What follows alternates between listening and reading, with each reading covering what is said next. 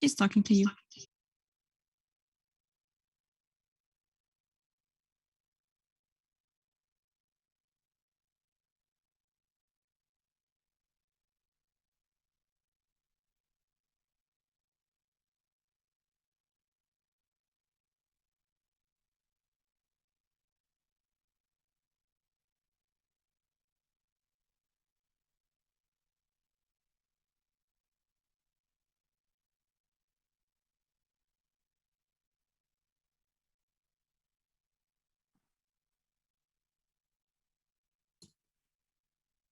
I'll just keep talking here to see if they can hear us. Okay, that's good. Yes, that's me. Do you want to write the right please?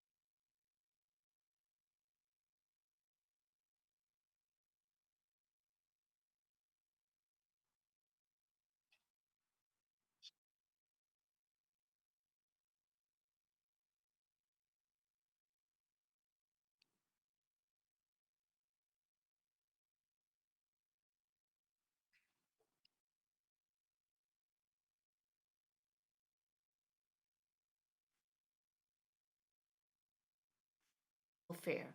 What do we have in mind with this title? Anton Saint-Exupéry said you should not predict the future but make it happen. And this is what we want to do. We do not only want to ask what should the economy in Europe look like tomorrow, but we should also answer the question, how can we make a digital economy possible, but an economy that is digital and democratic, digital and sustainable, digital and fair. To combine all this is required, and the discussion about the future of the European economic model has to envisage that. How we can be successful is what we would like to discuss with our guests and with you um, now and during the conference. We succeeded in having a comprehensive and very versatile program again, and this is because of our great conference partners. So I would like to thank them all most warmly. The Foundation for European Progressive Studies, the DGB, the Hans Böckler Foundation, the Blätter für Deutsche und Internationale Politik, and SPV. We do not only have exciting discussions going on here, but also in parallel with this conference during the coalition negotiations.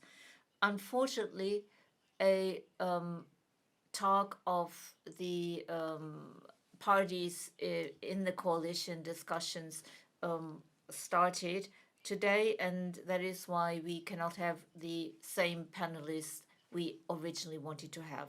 Jens Zinnemann is ready to substitute. He is the spokesperson of the Social Democratic Party and responsible for digital affairs in the coalition negotiations, and that is why he's so close to what's happening and could substitute for Saskia Esken. The team that you know from last year is also involved this year, and I would like to briefly um, present them. Géraldine de Bastien is the founder of Collective and the network Global Information Gathering, and she's networking with international players. You also know her as a moderator of Republica. Toby Müller is an author from Berlin and a journalist, and he either writes about cultural topics or the digital transformation, and sometimes also about both. For example, in his book, Play, Pause, Repeat, a technical sociology of pop music. Geraldine de Bastion and Toby Müller will be the moderators here, or will be the advocate of the audience and participate in the Zoom discussion. I wish us all interesting discussions and hand over to Geraldine and Toby. Those kind words. Thanks for having me again after last year's edition, also together with Geraldine de Bastion, with whom I will take turns here center stage and being your loudspeaker in the margins, so to speak, which will become center stage at the end of each respective session, so to speak. So, democratic, sustainable and fair, a digital agenda for Europe's economy. To be honest, when we hear of the future being democratic, sustainable, and fair, we are in for some serious work for today. At least when we think of sustainable as a goal to reach climate targets, when we envision as many stakeholders as possible at the table, that's the democratic part, I guess, and when we wish everybody got a piece of the cake, of the vegan cake, maybe even that's the fair part and the sustainable part, and also the democratic part. So can we actually achieve one goal without reaching all the others? The interdependence of democratic, sustainable, and fair, and how these things tie in with each other is one underlying, well, the theme actually of this kickoff, and certainly of the opening session that I'm going to introduce you to now. Almost any technological revolution of the modern age promised progress in terms of growth, democracy, and fairness in the sense of availability for many. And these initial promises were then followed usually by recessions and throwbacks after the technological changes were installed, be it the Industrial Revolution, late 18th century, followed by steam and railroads, by steel and electricity, by oil and automobiles, and in the 1970s by ICT and the ensuing digital revolution. But what history saw after these respective bubbles burst, argues our opening speaker, were then periods of prosperity, golden ages even. Are we at a similar point now? This is the exciting and I think very unusual starting point of the short opening keynote by Carlota Perez. Carlota is a British Venezuelan socio-economist focusing on technology and its histories. She currently works at the Institute for Innovation and Public Purpose, IIPP, at University College London, at University of Sussex, also at Tallinn University of Technology. In her career, she has taught in many schools and advised governments, as well as big corporations in Venezuela, in the UK, and also for OECD and the United Nations. If I had to name just one influential text, it would have to be Technological Revolutions and Financial Capital, the Dynamics of Bubbles and Golden Ages, to which I hinted to already in my short introduction. After Carlota, we have Yevgeny Morozov speak before we all engage in a conversation with the speakers for a minute, and then it is your turn, of course, by way of the chat function and with help of the co-host Geraldine de Bastion. But now to Carlota Perez. Welcome, Carlota. It's so good to have you here, to have your image and your voice, to be precise. The floor is yours, Carlota. Thank you, Toby. And thanks to the Oh, we don't hear organizers you. for this opportunity. We need the microphone, Carlota. We can't hear you. Me? No. Maybe you have to unmute, or maybe it's No, a I can technical hear you. problem at our side. I can't tell. I am unmuted. It's on their side. But I at least cannot hear you. Can you hear me now? I can hear you. It's on there. I don't It's have on any their button side. in my ear, so I have to turn around right now for a minute and Carlota has a ask. problem on their side. Don't Can worry about anybody it. hear Am Carlota? I okay? Is it maybe a problem on her side? Carlota, you are okay. I can hear you. Okay, but we can't. You mean the public there? Ah, the people there who you are are. in person There you are. cannot hear me. I can hear you now. Okay, we're all set, Okay. Carlota. Please. Okay. Thank you for being Toby. with us. Thank you, and thanks for the organizers for this opportunity to share with you how I see the current moment. My work on the history of technological revolutions, as Toby told you, tells me that we might be facing a once-in-a-half-century opportunity to get the best out of capitalism. Why can I say this?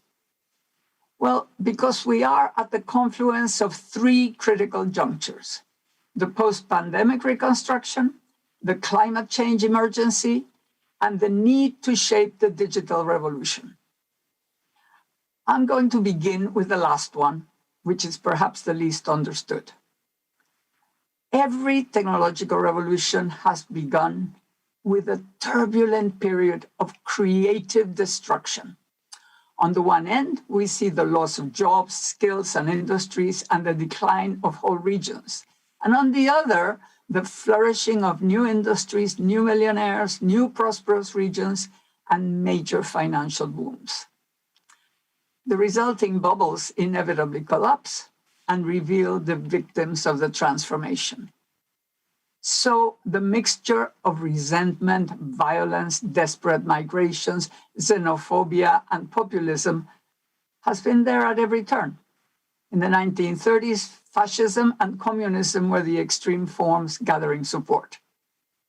Yet at the same time, the new technologies are there with great promises for a better future. But they have no direction. This time, innovators and entrepreneurs are experimenting chaotically, from iPhone apps, games, CRISPR, to space travel and metaverses. The very wide space of the possible has been identified and explored by the market. But only government with a social consensus can give it a common direction and generate synergies for a healthy growth process with a social contract fit for tomorrow. Historically, such directions have meant setting up a win-win game between business and successively broader layers of society. That's how we have moved from the satanic mills of the Industrial Revolution to blue-collar workers today in the advanced countries owning a suburban home with a car at the door while their children go to college. The result of providing directionality are the better times of capitalism. Such are the Victorian boom, the Belle Epoque, the post-war golden age. And we are precisely at the historical moment when we must unleash the golden age of the information society. But we don't decide the direction by taking a rabbit out of a hat. We look at the technological potential, at the trends it has already initiated, and at the major challenges ahead. And that is where the other two critical moments I just mentioned play a crucial role. This time, the climate emergency and the experience of a global pandemic have taught us lessons that serve to guide and shape the golden age that we could have ahead. What did the pandemic teach us? We all learned that the essential role of essential workers, all those low-wage people in insecure working conditions that make our life easy and possible. We all recognized the importance of a solid safety net for personal and collective emergencies. We understood that globalization cannot be about cost reduction only, but about weaving a complex network of production, keeping in mind a strategic view of safety of supply. We realized the importance of collective health for healthy economic growth. And most importantly, we relearned the importance of the state as an active participant in the economy. Even business had to depend on government to support, as we well know. The climate emergency, too, has been teaching us lessons recently. The floods and the fires, the hurricanes and the heat waves, the melting of the ice cap. We're already seeing the devastation that could be caused and the losses that could be incurred. And the pandemic showed us what it's like to confront a global catastrophe. Of course, the vested interest of the old fossil fuel dependent world will ferociously fight the transition. But the majorities are realizing that the future is at great risk and that we must make it green. So, what direction should government provide to unleashing the golden age of the information revolution? I'd say digital, green, fair, and global growth. I guess digital, green, and fair are obvious in what they mean and why we should aim there. But some might wonder why global, and others may question growth. It has indeed become fashionable in some left-wing circles and among the young to blame growth for both inequality and climate change. Well, we can begin by noting that the most radical reduction in inequality in history occurred in the most sustained period of growth. The post-war golden age lifted blue-collar workers to middle income and to what was seen as the middle class. As the late Chris Freeman said when a similar questioning emerged in the 1970s, it is not the rhythm of growth that is at fault, but the nature of growth, as well as the distribution of its fruits. So we need green technology, masses of green technology, to change everything: energy, materials, food, entertainment, mobility, construction, and so on.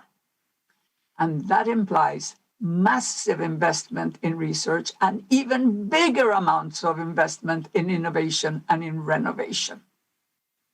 That means the financial world must be brought on board. Wishful thinking and good intentions won't get us there.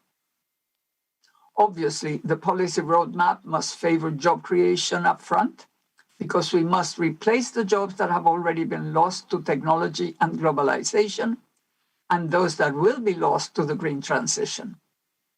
It should also favor lifestyle changes. But it should be clear that the shift in our way of life does not have to be a sacrifice. In fact, it should not be a sacrifice, but a new aspiration. The notion of the good life has changed a lot throughout history. Actually, it has made a leap with every technological revolution. Golden ages are about new lifestyles. The new life now should be about the end of the couch potato sitting in front of the TV eating a ready-made meal. The world of information, education, creativity, health, exercise, good nutrition, experiences, networking, reconstruction of communities, and so on. It's already emerging, especially among the young, and defining the new good life.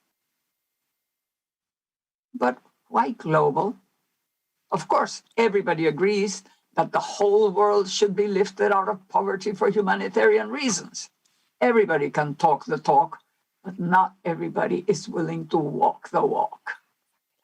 The lifting requires funding, and that's where the obstacle is. But perhaps that could be overcome for selfish reasons.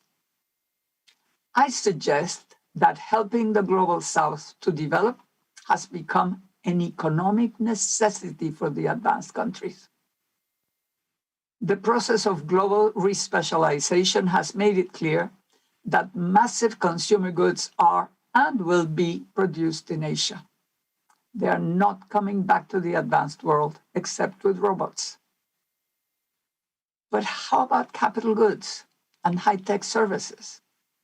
If every country were developing, there would be an enormous market for equipment, engineering projects, education, energy and transport infrastructure, and other such products and services.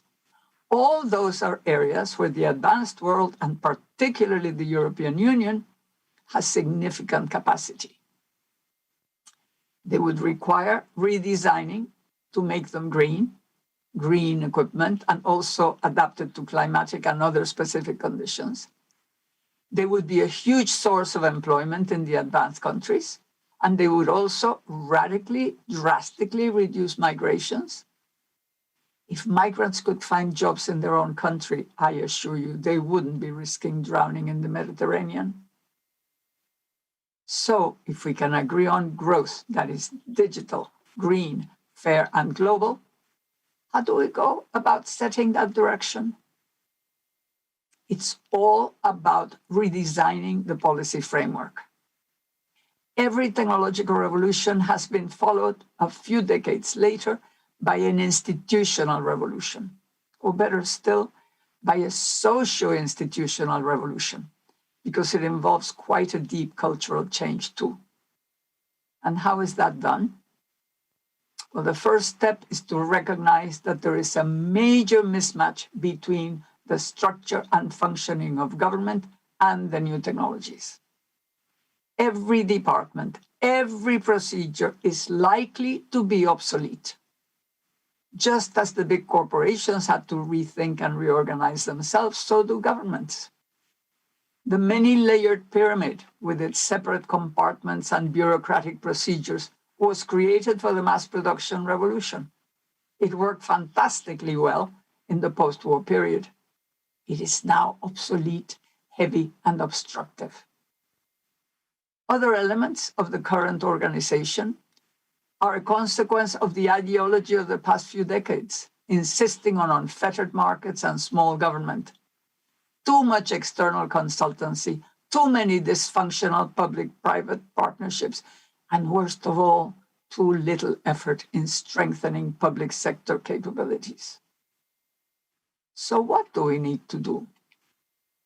Believe it or not, copy the big corporations, flatten the pyramids, interconnect the silos, empower personnel, adopt agile procedures to achieve objectives and projects, do it in teams, develop new ways of consensus building within government and with the appropriate sections of the public. Use digital technologies in truly modern ways, not just to computerize the bureaucratic methods, which we often do. Imagine setting up universal basic income with artificial intelligence. Everybody has a bank number, receives the money automatically in a debit card. Income tax is increased by the amount of basic income, so that when people earn enough, they start paying it back. So only the poor keep it all. No more hunger, no more stigma, a reduction of crime, and no more bureaucracy humiliating people. I do admit that it's not obvious that it would work for the whole EU, but it's a good example of the way to think. So what is this very modern government organization going to do?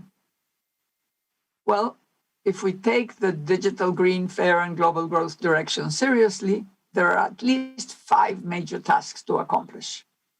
1, make it profitable to innovate and invest in green technologies, more profitable than to keep the obsolete mass production tradition. That's the digital green part. So how do you do that? Well, the obvious tools are taxes, subsidies, regulations affecting the decisions on innovation and investment. We could even consider flipping VAT from taxing salaries and profits, which is what they do now, to taxing transport, energy, and materials. That would shift the emphasis from tangible products to services, which is what we want, to dematerialize. And we need regulation to make durable goods truly durable. I mean 100 years, not 5, not 10, not 15. And being able to update, together with maintenance, of course, 3D printing of spare parts, disassembly, and recycling. Fabrication jobs can remain in Asia, but maintenance and green jobs would grow in Europe and everywhere. 2, reconnect finance with production. Stop the casino. Favor long-term investment. Again, maybe with very high taxes on short-term gains, 90%, if made in one day, declining to 1% after 10 or 15 years. And obviously, that also means ending the tax haven system and all the loopholes for tax avoidance. That will need courage and much imagination. Impose conditionality for QE. Don't just give the money, don't just buy the things, even for just functioning. Conditions for involving the funding of SMEs and of big projects. No share buybacks. A limit on what percentage can go to real estate. Enormous amounts are going to real estate now, and so on. Again, it will take courage and imagination. 3, redesign the social contract into a modern welfare state for the digital age. That would be the fair growth part. But not just compensating for what the market doesn't do, but legislating towards stakeholder capitalism with a decent share of wealth going to workers as wages and salaries before the state steps in to compensate. Aim for pre-distribution. 4, turn Europe into the world's most advanced green model of growth, both in production and consumption. This is super important. Create a broad consensus for that goal. Then invest and innovate boldly to develop and cater to a new European way of life that is sustainable and serves as model for the world. Neither US nor China will do it. Europe can. Set up missions, as Mariana Mazzucato proposes, to make the big leaps in solving the major challenges. It's great that the Next Generation EU program is already going in that direction. We've got to go deeper and deeper, further and further. 5, design and set up a global way of funding green investment in the global South. Perhaps a sort of Marshall Plan based on an international institution to be funded by a financial transactions tax, which can be charged on any transfer, say over 10,000. It will receive bids to invest in green projects in the global South in a transparent manner, which would be available for all to see on the web from start to finish, so we'll reduce corruption to an absolute minimum or nothing. We need to put our imagination to work with boldness and courage. We have a major transformation ahead, and the prize is the sustainable global golden age of the information era. I'm sure all of you have fantastic ideas. Let's make them happen. Thank you. Thank you so much, Carlotta, for this very engaging talk here. We'll come back to many of your points, I hope, in the conversation after the next keynote speaker, to whom I'm going to introduce you briefly now. After our second input, our second keynote, surely not the first, for Yevgeny Morozov, writer all over the world. I quote from a website he founded, thinker on the social and political implications of information technology. He's from Belarus, studied mainly in the US, did more work in Bulgaria, also in Berlin, here for quite a while, and currently lives in Italy. A keynote of his opened this event 2 years ago, I believe, there in front of a rather large live audience at the time. Morozov is globally renowned for his criticism of big tech with its ideology of salvation, if you want to put it in religious terms, or more profanely, solutionism, as we refer to in his second book, To Save Everything, Click Here, The Folly of Technological Solutionism.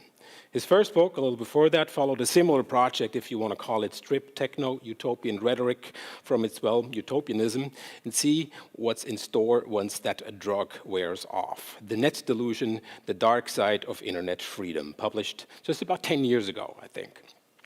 He writes for publications around the world, many syndicated texts also, and sometimes next year or so, a new book is expected to come out called Freedom as a Service. In the meantime, also check the website thesyllabus.com or Syllabus Tweets, an organic intellectual gatekeeping site, I would want to call it, and Twitter account founded by Yevgeny. In the website's own words, the good content is already here, it's just not evenly distributed. Every day we find hundreds of stimulating new items, from videos of conference talks to academic articles that are likely to get lost in the noise of social media, quote end. He himself certainly cannot get lost in any digital noise today because he's here in person to tell us more about his take on how Europe may become more democratic, sustainable, and fair through digital means, or not. Let's see. Here he is. Welcome, Yevgeny Morozov. Thank you so much.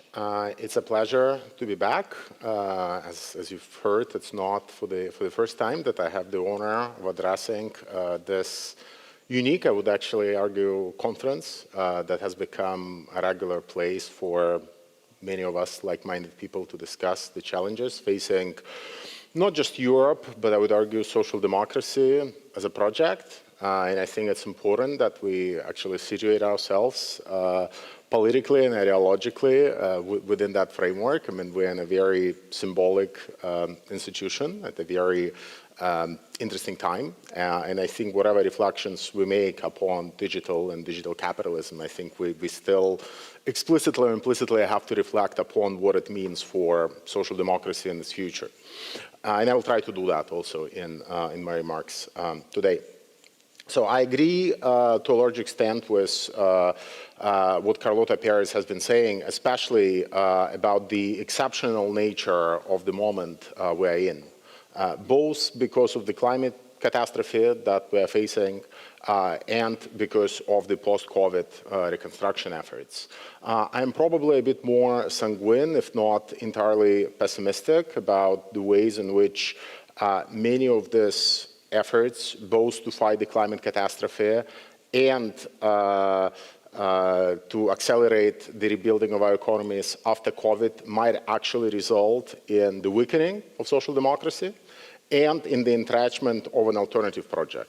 And I think it's important that we engage with that possibility early on, because ultimately, from at least where I stand, social democracy is not by any means in a position right now to claim high ground when it comes to rebuilding our society or thinking through the climate challenge.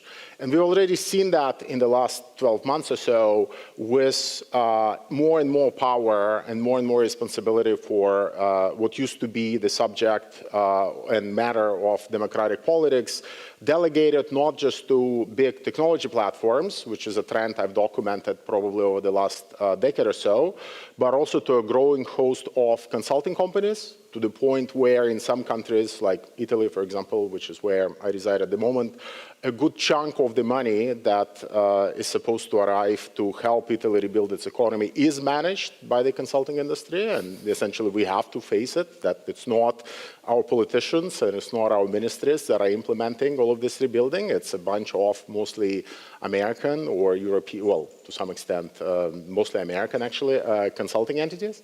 To some extent, it's, of course, also the rise of big, giant asset management firms, which are tasked now not only with thinking about how to make our economies greener and more sustainable, but also actually investing huge chunks of money that are directed to them from many of the institutions that we traditionally have associated with social democracy, including pension funds. And the consolidation of what some scholars have called asset management capitalism that we have seen in the last few years with massive growth in the balance sheets of firms like BlackRock or Vanguard, and many others, to me points to the inability of many of us in the social democratic camp or the kind of leftist camp more broadly to actually understand these new powers and the ways in which they exercise power and the ways in which they constrain also what is possible. But beyond this kind of hermeneutic of suspicion, if you will, that I've just given you, I think we also have to understand that the emergence of this tech platforms, consulting companies, asset management firms, it also in some way entrenches the importance of the market as a central mechanism, not just for allocating goods, which is how traditionally we have thought about it, emerging, from the socialist calculation debate that stretched over the last almost 100 years, but also as a way of essentially problem solving, allowing people and institutions to engage in creative behavior, and as a way of discovering new practices, new facts, and new things about the world at large. And I would argue that if some of these trends continue, this role that is being attributed to the market as the primary vehicle of creative problem solving and as a mechanism for essentially discovering and institutionalizing the new, it will only get stronger and faster and more entrenched, which I would argue leaves social democracy in a very peculiar and problematic position, because its traditional defense of its own raison d'etre, if you will, was in arguing that we can actually think about better, perhaps more efficient, and perhaps more just and more sustainable ways of distributing and allocating goods.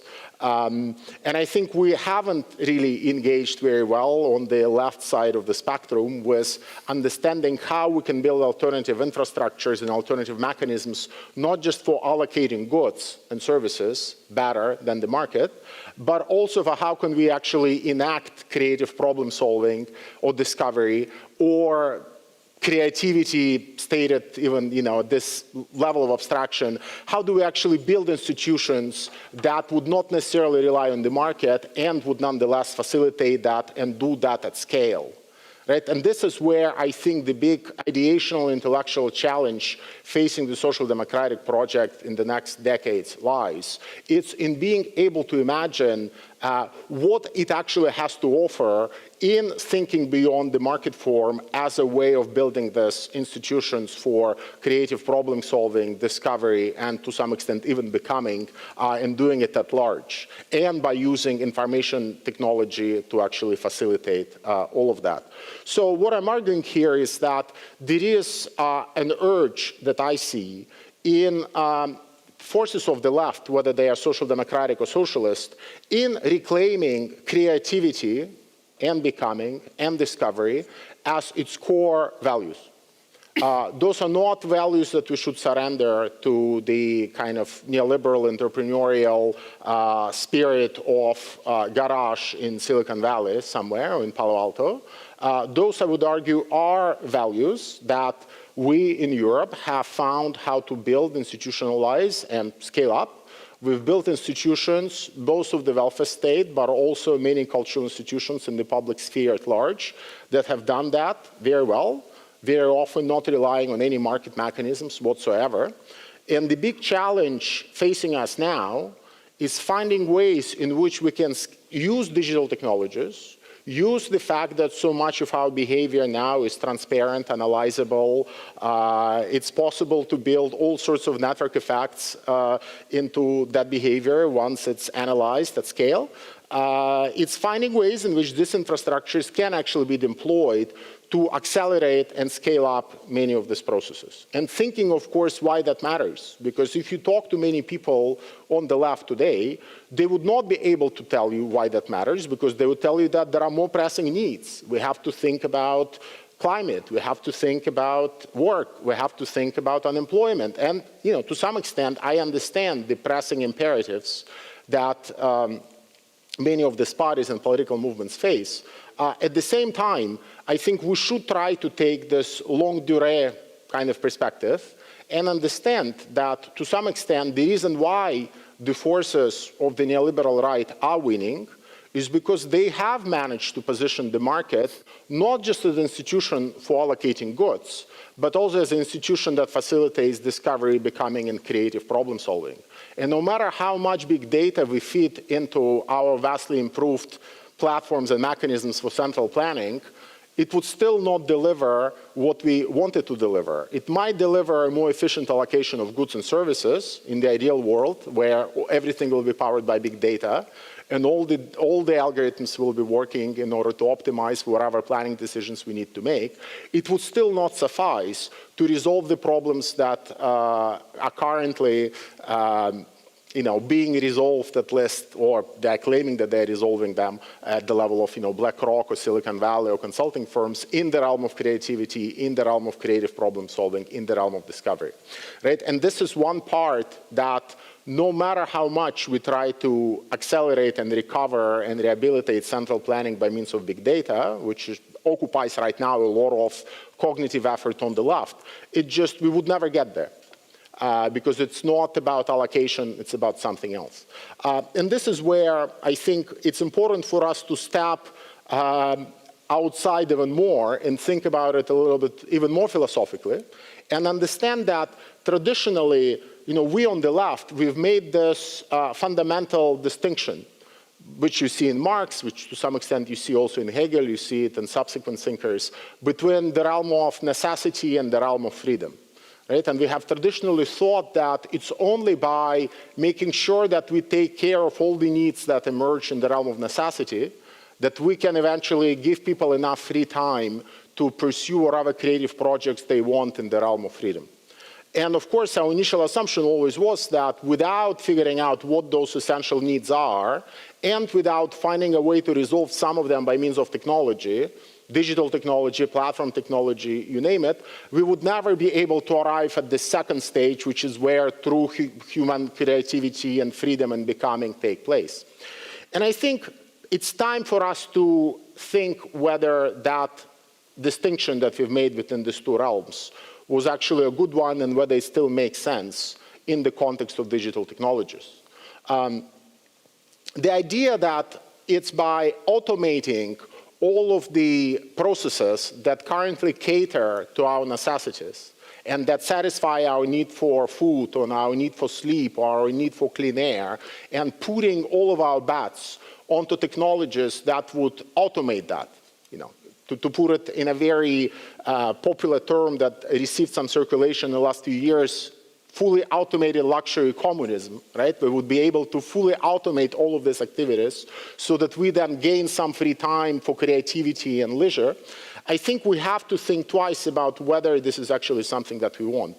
Not because somehow I'm critical or skeptical of automation, but for the sole reason that every time that we want to automate something, pursuing some kind of objective of efficiency, or thinking that it will be the easiest or the cheapest or the most environmental way to do things, so we should just automate it and move on to something else, we will, of course, discover sooner or later a social group or a political group or an ethnic group or cultural group that is inevitably going to question just in whose interest this definition of efficiency was articulated and just whose interest it serves.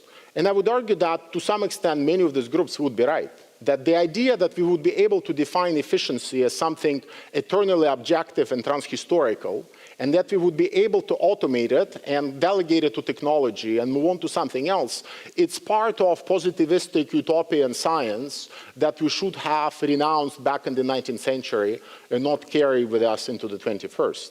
I don't have the full time to tell you what the proper at least in my view, analytical framework for thinking about these issues is. But I would argue that we can actually start by not drawing any separation between the two realms, whether it's the realm of necessity or the realm of freedom, but assume that all of our action happens in one realm, and that realm is the realm of creative action. And it just happens that, by and large, this is what a lot of neoliberal thinkers already think. They do think that we're all entrepreneurs, deep at heart, and they do think that there is a lot of creative action that we're all capable of, but they tend to believe that the only way in which you can scale up that creative action, with which all of us to some extent are pregnant or capable of, is by means of putting markets everywhere. It's by means of tying all of our action to what Hayek would call the cash nexus. There is absolutely no reason to believe that creative action that all of us are capable of, and sometimes we manage to manifest itself in our everyday life as we engage with each other and as we engage with artifacts. All of that can be easily scaled up by means of information technologies. All of that can be leveraged in order to generate network effects that have nothing to do with the market. That does not require intermediation by the logic of the market. It does not require intermediation by the logic of entrepreneurship. And the goal of social democracy on this reading is finding ways in which we can build robust social, public, digital infrastructures through which to leverage the fact that all of us, deep at heart, are creative entrepreneurs. But not entrepreneurs in the economic sense, but entrepreneurs in a sense that when we are facing a constraint that is new and genuinely unknown to us, we tend to invent new techniques and new forms of actions for essentially circumventing that problem. Right now, unfortunately, the way our society and digital economy works is that the only way in which we can circumvent it at scale is by finding a startup, attracting venture capital, and essentially building some kind of an app that in 99% of cases will fail, in 1% of cases it might succeed, but that will already impose a certain developmental logic on the future of that idea. So regardless of what it is that we initially wanted to do, and regardless of how truly transformative our invention is, its only path towards mass market or towards mass use or mass adoption is by forcing itself into this, if you will, app form. And I would just argue that why on earth should we be limiting our potential and our innovative capacity in such a way. We should instead be aiming for a maximum number of institutional forums that these new ideas can take. They don't all have to become startups. They don't all have to become apps. There are all sorts of other ways and development paths that these new inventions that all of us make in our everyday life as we face the most mundane of problems, all of them can be to some extent institutionalized, scaled up, and shared with other people who run into the same or similar problems. But right now, the infrastructures, legal, economic, and technological ones for doing that are missing. And if social democracy finds a way in which to systematically and strategically to build those infrastructures, it will finally recover its raison d'etre, which will be positive and which will be proactive. It will not just be reactive, as a means of responding to climate change or populism or something else. And it's towards this project of actually filling in social democracy with something that is proactive and that's something that's future-oriented and that argues that we can actually scale up creativity in ways much better than the neoliberals obsessed with the market, that I think the future of social democratic thinking lies. And once we unleash all of these potential institutional forms tied to everyday creativity of all of us, we would be able to have many more tools at our disposal for tackling problems like climate. Because in the current neoliberal conception of the world, where the market is the solution, through which all the creative action is supposed to be generated, it imposes a severe constraint on what kind of innovations are possible. And the only innovations that are possible are those that can, as I've said, fit into the market form to begin with. And it's the task of social democracy to make it possible that other kinds of innovations can actually appear, scale up, and be spread throughout society at large. So I know it's been a bit abstract. I mean, I'm formulating these ideas in the book that will come out next year. But I hope at least I've indicated that we can actually think more ambitiously, and I think we have no choice but to think more ambitiously given how likely it is that the current moment of both the post-pandemic buildup and recovery and the climate catastrophe will actually be used to solidify all these problems and the entrenchment of the consulting firms or the tech platforms or the big asset management firms. So we almost have no choice as people sympathetic to social democracy to think that ambitiously, but also that abstractly. Thank you very much. Thank you so much, Yevgeny Morozov. Please join us now here for our debate. The three of us, we have about, 15 minutes left and some questions maybe from the chat functions. Thank you so much for this forceful, might I say, deconstruction of necessity and freedom, calling for creative action. I think this is something that sort of ties in with both keynotes we've just heard, that we need new forms of innovations that are not here or that are not dominant, at least, in the economy we are living in and facing in. But let's go maybe to look for the differences in those two talks, because there was a lot of mentioning of the term efficiency and creativity, and I'm not sure if it's the same term actually, or if it's filled with different meaning in your respective keynotes, and I think it might be interesting to tap into there, right there. Carlotta, let me start with you, because you said there's this major mismatch between the structure of government and social institutions, actually in new tech, and called for more copying of big tech, because they have to change in order to bring about the change you talked about in the 5 points you just outlined. Now, if we talk about efficiency, of course, it has quite a strong backpack, because efficiency also was the talk, of course, that led to privatization, that led to new public management, all those things that sort of broke down a lot of public services and led to the market we are now in there. So where's the thin line, maybe, between efficiency as a, well, let's call it a neoliberal term, and something that actually can bring about change in social institutions to bring about new forms of innovations, as Yevgeny called them? Oh, I can't hear you again. Maybe you have to unmute. You probably wisely muted your microphone during the talk. Are you back? Sorry. There you are.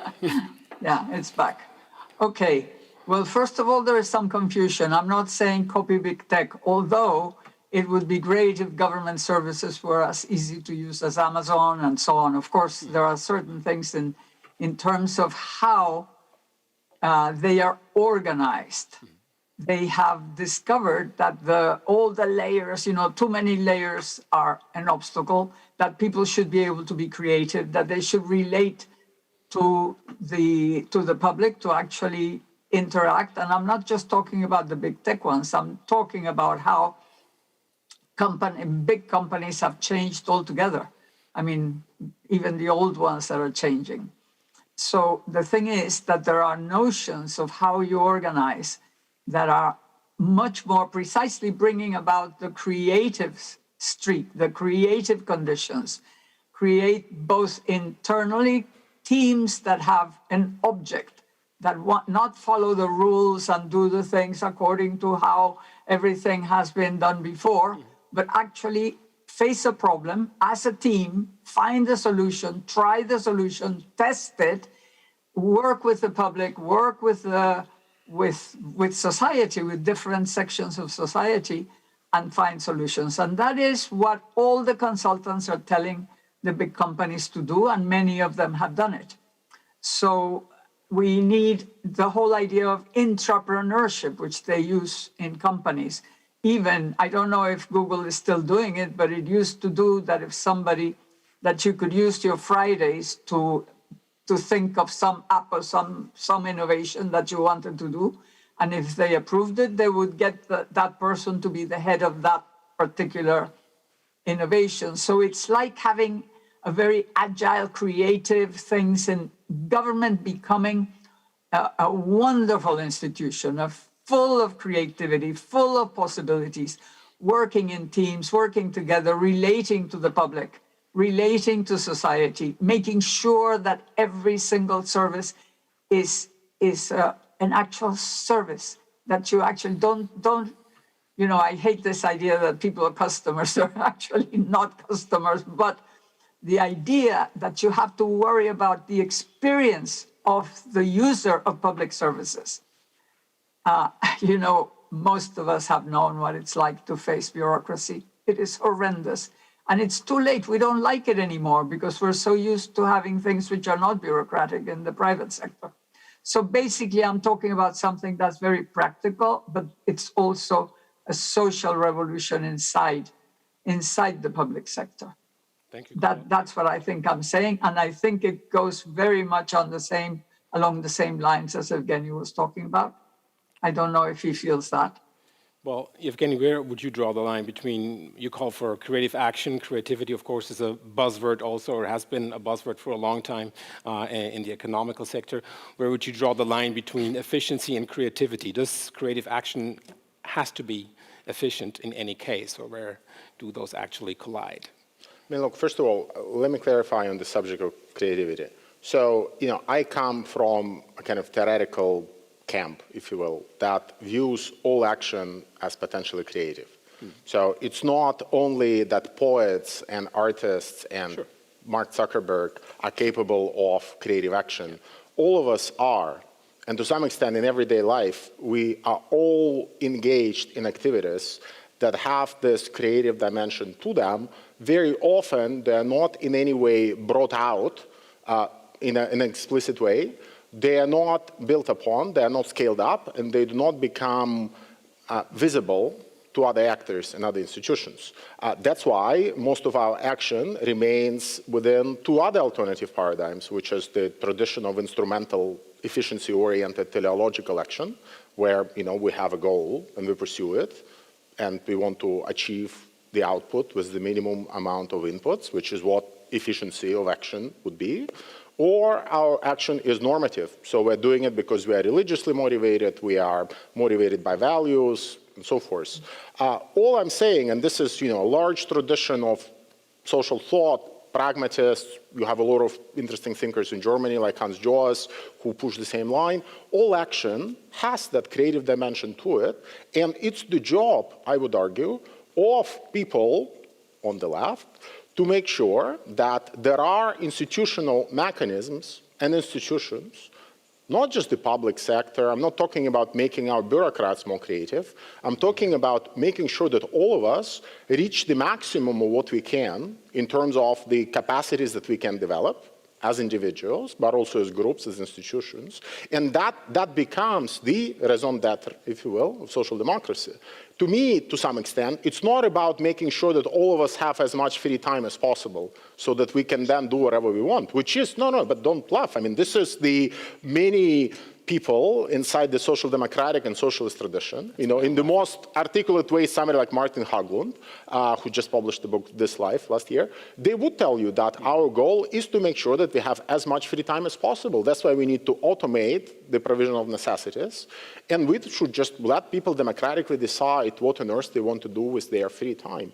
And for various theoretical and other reasons, for which I partly went into during my talk, and I don't want to go into them again, which do have to do with this cultural definition and historical definition of what efficiency is. I just don't think that you can permanently delegate something to technology, close that black box, and essentially say, okay, it works. So it will work for everybody, and it doesn't matter whether these people are white, black, women, disabled, normal, it works. Now we can all have free time and decide how to use it, right? And I just think it's a very naive, positivistic view of what technology is like.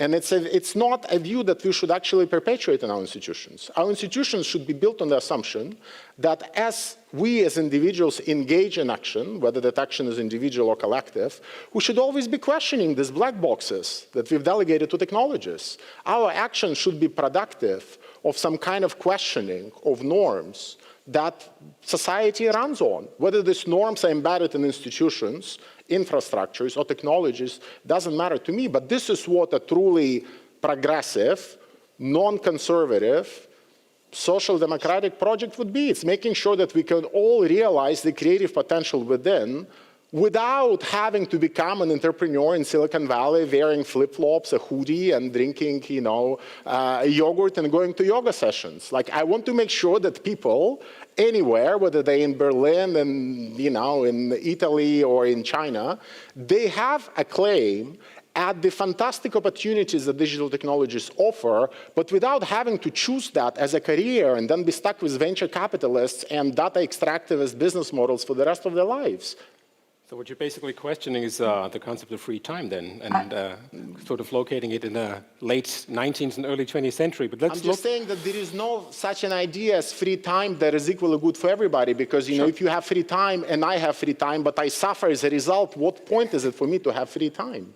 Right? And I might be suffering because the institutions and infrastructures that have been put in place to generate that free time actually generating social harms that do not adversely impact you, but impact me. Sure.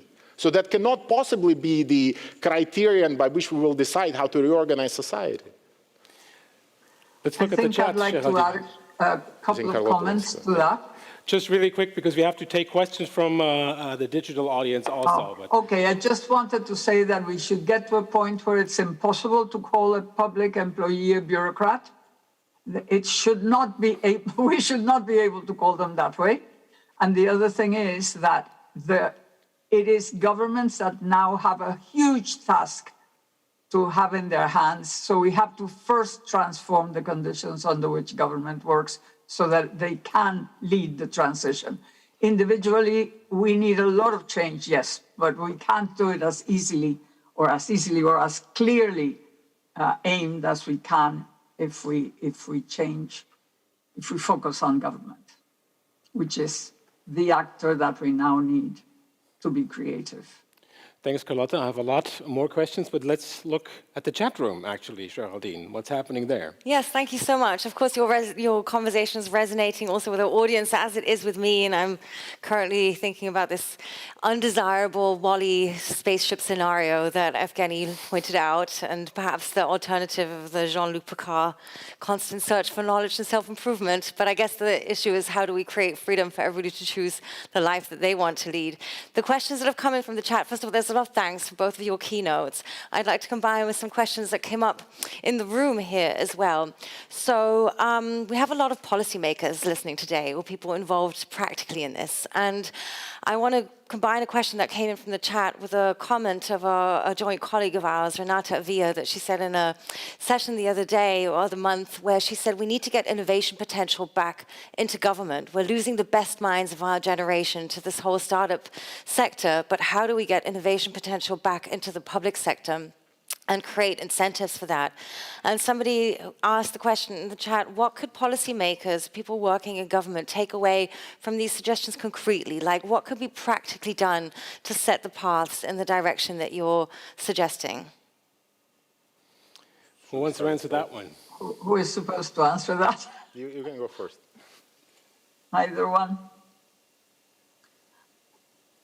You know, when I say that we copy the big corporations, there are hundreds of books written by consultants about how to get people to be innovative and creative within companies. And they're not necessarily all aimed at just profit. There are lots of them talking about stakeholder, about being happy in work, about the careers of people, and about how you change things and how you relate to the public.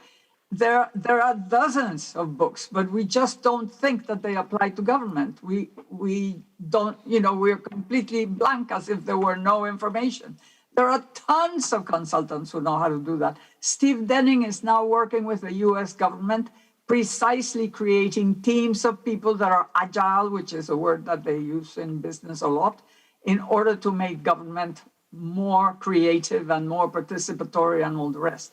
It's beginning to happen in some places, and there are marvelous experiences in some of the Scandinavian countries, in Denmark, that can be copied in Germany itself. I mean, we need to, first of all, find out what companies are doing, see what applies, and also within government, try to find all the experiences that we can, disseminate, communicate, anything that's useful. Maybe we should have a sort of web page of experiences of successful government innovation, public sector innovation, and then learn from them and then talk to the people who have done it. And because we need a fantastically creative public sector. You can't make a transformation like this without a very creative public sector. So, I mean, I agree that there is a lot to learn in terms of how institutions work, that a lot of people in the kind of progressive camp have not fully taken on board. I wouldn't limit it just to corporations. I mean, I think there are plenty of institutions, whether they are part of the sort of enlarged welfare state or the public sphere, that work, and there are experiences there, starting from the European universities that are have a long pedigree and history that stretches over centuries. And I mean, I think we should not just dismiss the experiences of institutions that we have built in Europe, at least, that function and that have a lot to teach. Beyond that, I think within the intellectual stream, you know, on the left, the questions of organization beyond just, you know, how do you organize a party and then how do you organize a party school, they have not received due attention. And, you know, that's the reason partly being that somehow I think there is a bias on the left and among the progressives, and it's a bias for simplicity and rationalization.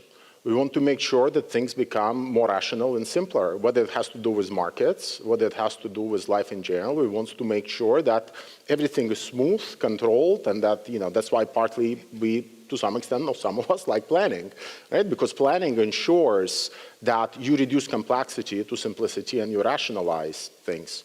What I think people on the left should instead consider is how do you live in a world where complexity becomes productive, or what it is that you want to defend, rather than destructive.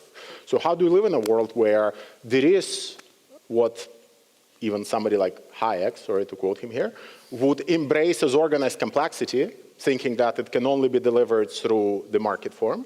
How do you live in a world where organized complexity can be delivered, tamed, and institutionalized through forms other than the market? And how do you actually cultivate and encourage that, whether inside the public sector, or inside the state, or inside any of the other entities, and you make this complexity of social relations something that's productive of this alternative system of value that you want to build, and not destructive of it? And I think unless we have this Gestalt switch, so to say, to embracing complexity as something that's good, and reducing the simplicity and rationalization as something that perhaps not so good, I don't think we'll get there. We're running a little over time, but just as a very last quick thought and answer to get this on a European level again. If the call is for new forms of innovation, for new kinds of market forms, for more creative, more efficient, let me put it again this way, social institutions. We have a lot of money pending here in Europe. We have Next Generation EU, we have 750 billion euros in there that's being channeled to various organizations. We have the Green Deal and so forth. There's a lot of money there being distributed now. Do you think that will in part lead actually to just what you called for? Please be quick as a closing statement. I can be very quick. It will not lead there at all without a fundamental change of values and frameworks through which we think about these things. That was the introductory session of my lecture. I think this money, if we don't understand what social democracy stands for, is going to end up going to consultancies, big tech, and asset managers. And it will produce some goals that we might call progressive, including a more sustainable planet, perhaps, and whatever else we'll put on the ESG label, which BlackRock and others would then vet. But to me, it would not necessarily be the agenda that social democracy should be defending as its primary agenda. My secondary agenda, it cannot be the primary agenda of social democracy. Carlotta, what do you think? I basically think that there is so much to do, and it's so wonderful that there is money to do it, and that the conditions that are put there, which have to do with both environmental and social sustainability, are the right ones. I just don't know if there is enough innovation going on, if there is enough consciousness of the fact that it cannot be done in the old way, that bureaucracy has to stop being the way we work, and that we need other ways, much more goal-oriented, mission-oriented, with practical objectives that can be measured, but that are actually part of teamwork. And also, we need to invent social consensus-building innovations that will allow all the way down, because we need a multi-level government. So we need to discover how to work at the community level, at the municipal level, being also creative at that, changing things and thinking of the future and transforming both the social and the environmental at the same time, with very, very active, with a almost, the whole idea of being a public employee, a public servant, should be something admirable, like it's the most creative job you could get. So if you cannot get to the point where being a public servant is a really creative goal-meeting job, then we are not there yet. So I think we definitely can, because it's so clear what the things are that have to be done, and the experience already of how to organize, how to change organizations so that they are creative. We just have to learn how to do it. And of course, all the rules have to be relaxed, because this whole sort of structure that makes everybody trapped in this, it has to go from the top to unleash this creativity. And that's where I see the big problem. How do you unleash the creativity of the public sector? And of course, the society has to work with it, but not if you find the public sector that's rigid. You cannot work with it, and you cannot be creative with the public sector. It's a very complex process of looking at both sides. Thank you so much for your two keynotes that were different, but not that different, apparently, as we came to see in the discussion. Thank you for being with us here from London. Carlotta Perez, live here in Berlin. Yevgeny Morozov, thank you so much. We're moving to the next panel. Actually, we changed the setting real quickly here without intermissions, and start our second session of the day, Digital and Democratic Shaping the Economy Through Participation. Over to you, Géraldine de Bastion. Thank you so much, Toby, and thank you so much to both of our keynote speakers for drawing this very clear big picture and this vision towards which should be working. We're now going to zoom in a little bit in the topic that Toby just announced, digital and democratic collaboratively shaping the economy. So, of course, in the last years, the critique toward the platform economy and the main big tech players shaping this economy has grown, not just in regard to the exploitation of our personal and private data and the manipulation of public opinion, but also in the way that these platforms are undermining the people who work for them, their rights, and causing lock-in effects with their business models and their way that they have their data centric management systems. So in this session now, we want to see how can we turn the tables to ensure digitization has positive effects on workers' rights? What can future forms of co-determination look like? And what models are really suited to empower workers, democratize business models, and democratize the way that workers' data rights are being handled and managed? These are the questions that we'd like to invite all of you also to discuss with us during the next hour. And I'm honored to be joined by the following three experts for this session. Dr. Sigurd Witthholz is a scientist at the WZB, the Berlin Social Science Center. He also teaches at the Free University Berlin, is a non-resident fellow at the American Institute for Contemporary German Studies, and an associate researcher at the European Trade Union Institute in Brussels. His research interests include corporate governance and employee participation, which is why he's perfectly suited to give us a kickoff impulse into this session. He has worked as a scientific advisor for the European Commission, the German Bundestag, the European Trade Union Confederation, and the German Trade Union Confederation.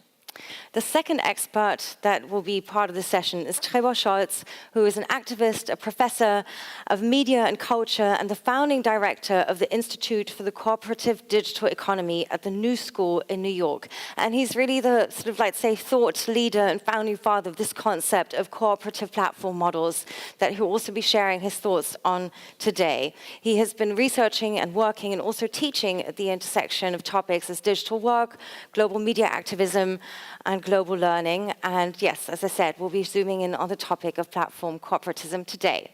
And last but not least, the third expert joining us in this session is Christina Jane Kolkloff, who is also a thought leader, trade unionist, activist, and expert on the future of work, technology, and digital policy. Kolkloff is the founder and director of the Why Not Lab, a value-oriented boutique consultancy that deals with digital change, especially in regard to employees and co-determination. Here's the format for our session. We are going to hear 3 short statements from each of the experts, starting off with Sigurd Witthholz, who's going to give us an overview input into the topic area, and then followed up by Trebor Scholz, who's going to be zooming in on the topic of platform cooperatism, and then ending with Christina Kolkloff to be talking about her vision of data collectives. And then we're all going to join in debate and also look forward to your questions and comments.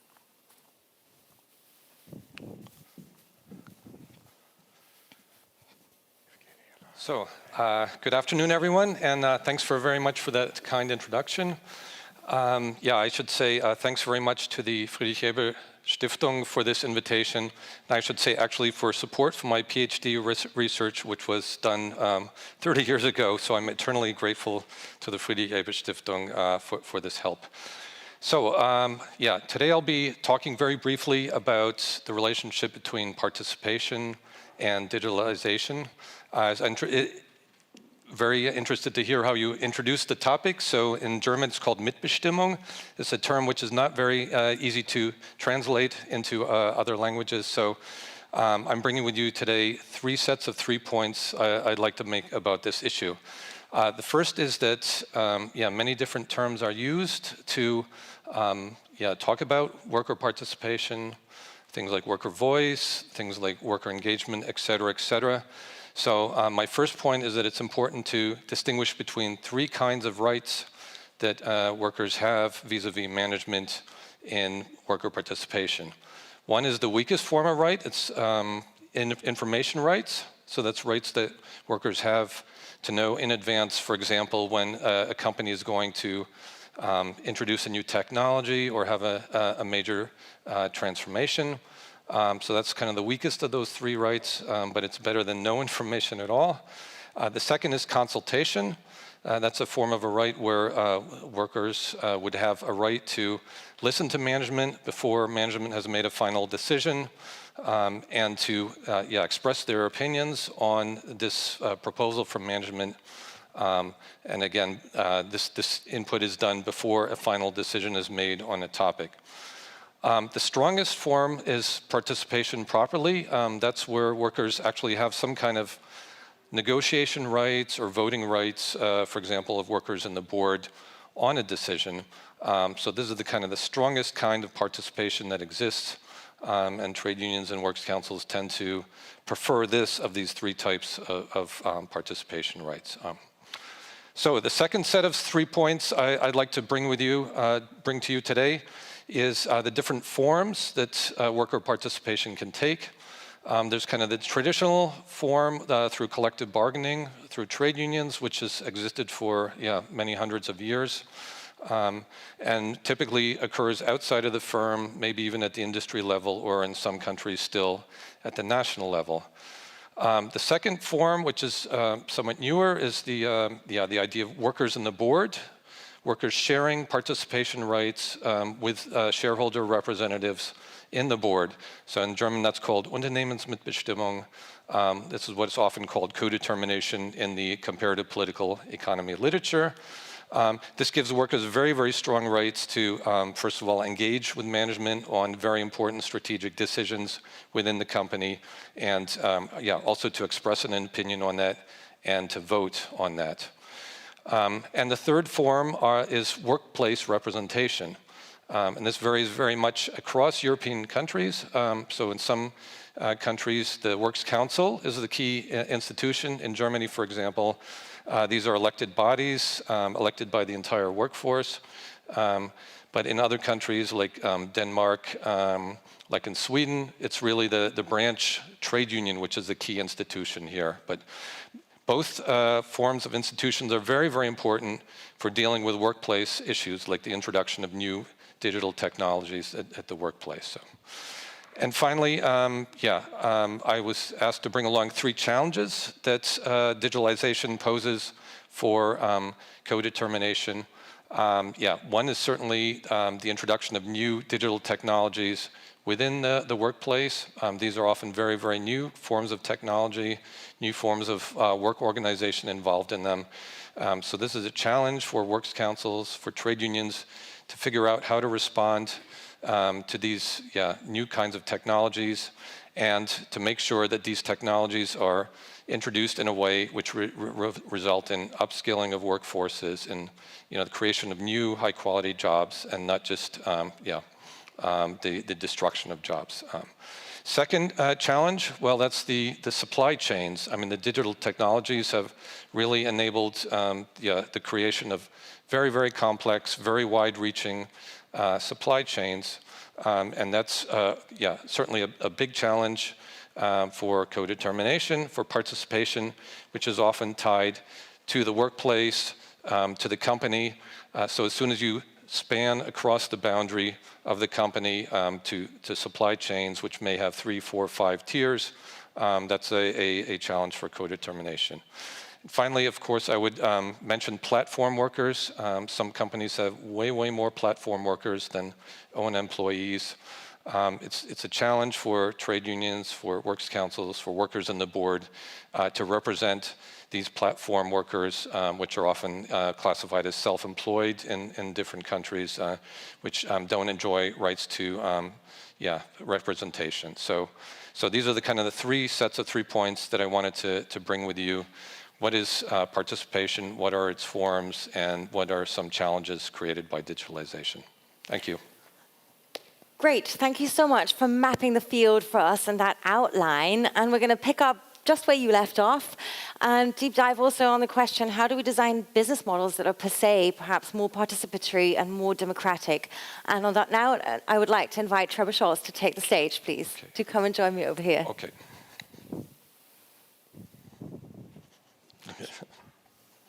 Welcome, and thank you for the invitation for me as well.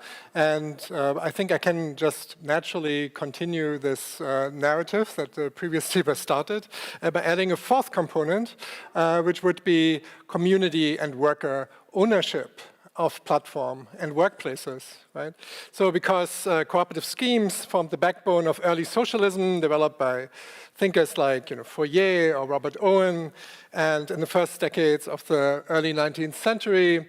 And cooperatives are really nothing new, right? So we are, you've heard about them, you probably a member in some of them. The consumer co-ops, as we know them today, existed at least since 1844, when textile weavers in the north of England, right, their pay was cut in half and their families were starving, and they decided to start a store to sell oatmeal and sugar and flour so that their families would survive. And so today, cooperatives in agriculture are very large. In the US, 55% of agricultural production is touched by cooperatives.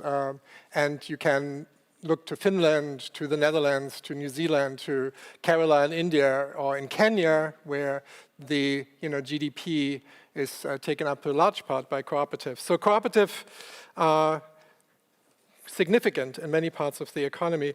So co-ops really, for those of you who don't know, are really made up of a group of people who get an equal vote in decision-making, and they are genuinely sharing that process. So when it comes to how much customers should be charged, how much workers should be paid, or whether or not data should be collected in the first place, and if so, with whom they should be to whom they should be sold, they really have a stake in those decisions because they co-own the platform, right? And so many people in the co-op movement would say, how can you really have democratic participation if you don't have ownership? So take Esmeralda Flores, for example. So she works for a platform co-op for home cleaning in New York City. She makes $25 an hour, which is about twice as much as she and her colleagues made before joining this platform cooperative. And so she doubled her wage, has a living wage now, and she works in an industry, the cleaning industry, that has an annual turnover of 75%, but Esmeralda has been with that company for 3 years. The company exists for 4. And why? Well, because she is paid better and she has dignity in the workplace, right? So that's also significant because like typical tech platforms take between 25 and 50% commission, which is an exorbitant amount, especially for immigrant workers who make up the majority of the gig economy. And at Up and Go, 95% of the revenue goes to the workers, goes to the women, right? So also one reason that Up and Go can do that is that Esmeralda, can be paid so much, is that there's no fiduciary duty to the shareholders to maximize profit. Right?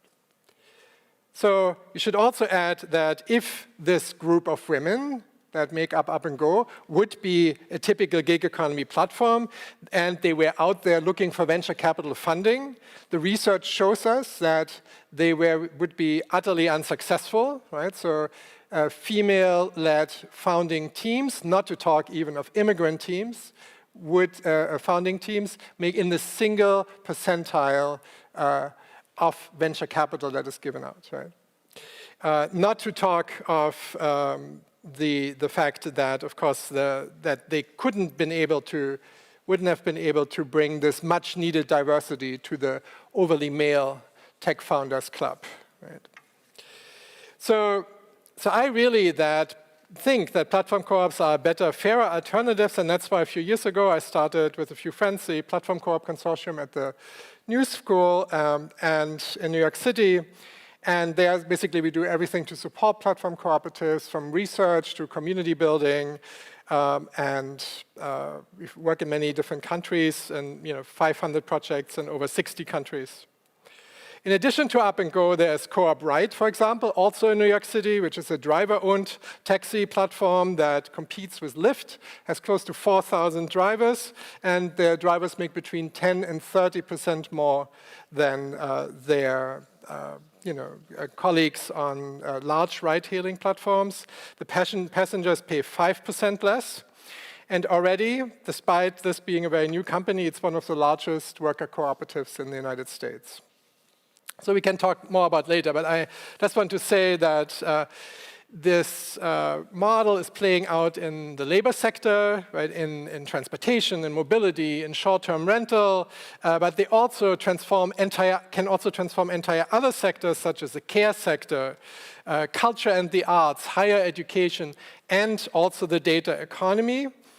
Just imagine if our data would be managed cooperatively, if we would think of cooperative data trusts. And if we would think of, who would be better perhaps alongside unions, who would be better in creating a genuine bottom-up participation in data governance than cooperatives. So I'm ending with the sentence that this is part of a larger vision that, of course, includes many other models, associational power of workers, wherever we can find it, private, unionized enterprises, platform cooperatives, employee-owned businesses, and a large variety of others. There's a large, to break these monopolies that we find today in the digital economy, and to create a digital pluralist commonwealth. And so maybe this is where we can pick up and also hand over to my next speaker. Okay, thank you so much. Thank you very much, Trevor. Yes, that perfectly segues into the final impulse, which is going to be given by Christina on data cooperatives. Data collectives, please.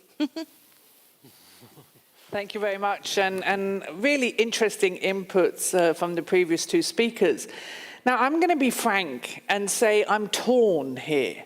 I'm torn between what could be the potentials of worker data collectives and then the question of whether, even if workers started collectivizing their data, would we be confirming the commodification of work and workers that is currently taking place?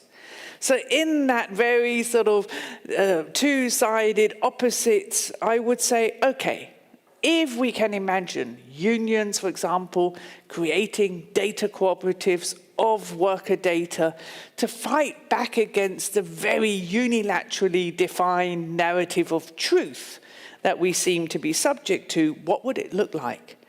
I think we need to have very strict demands to table this alternative digital ethos that we so badly need.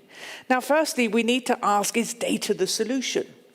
Are digital tools really what we need to combat the problem at hand?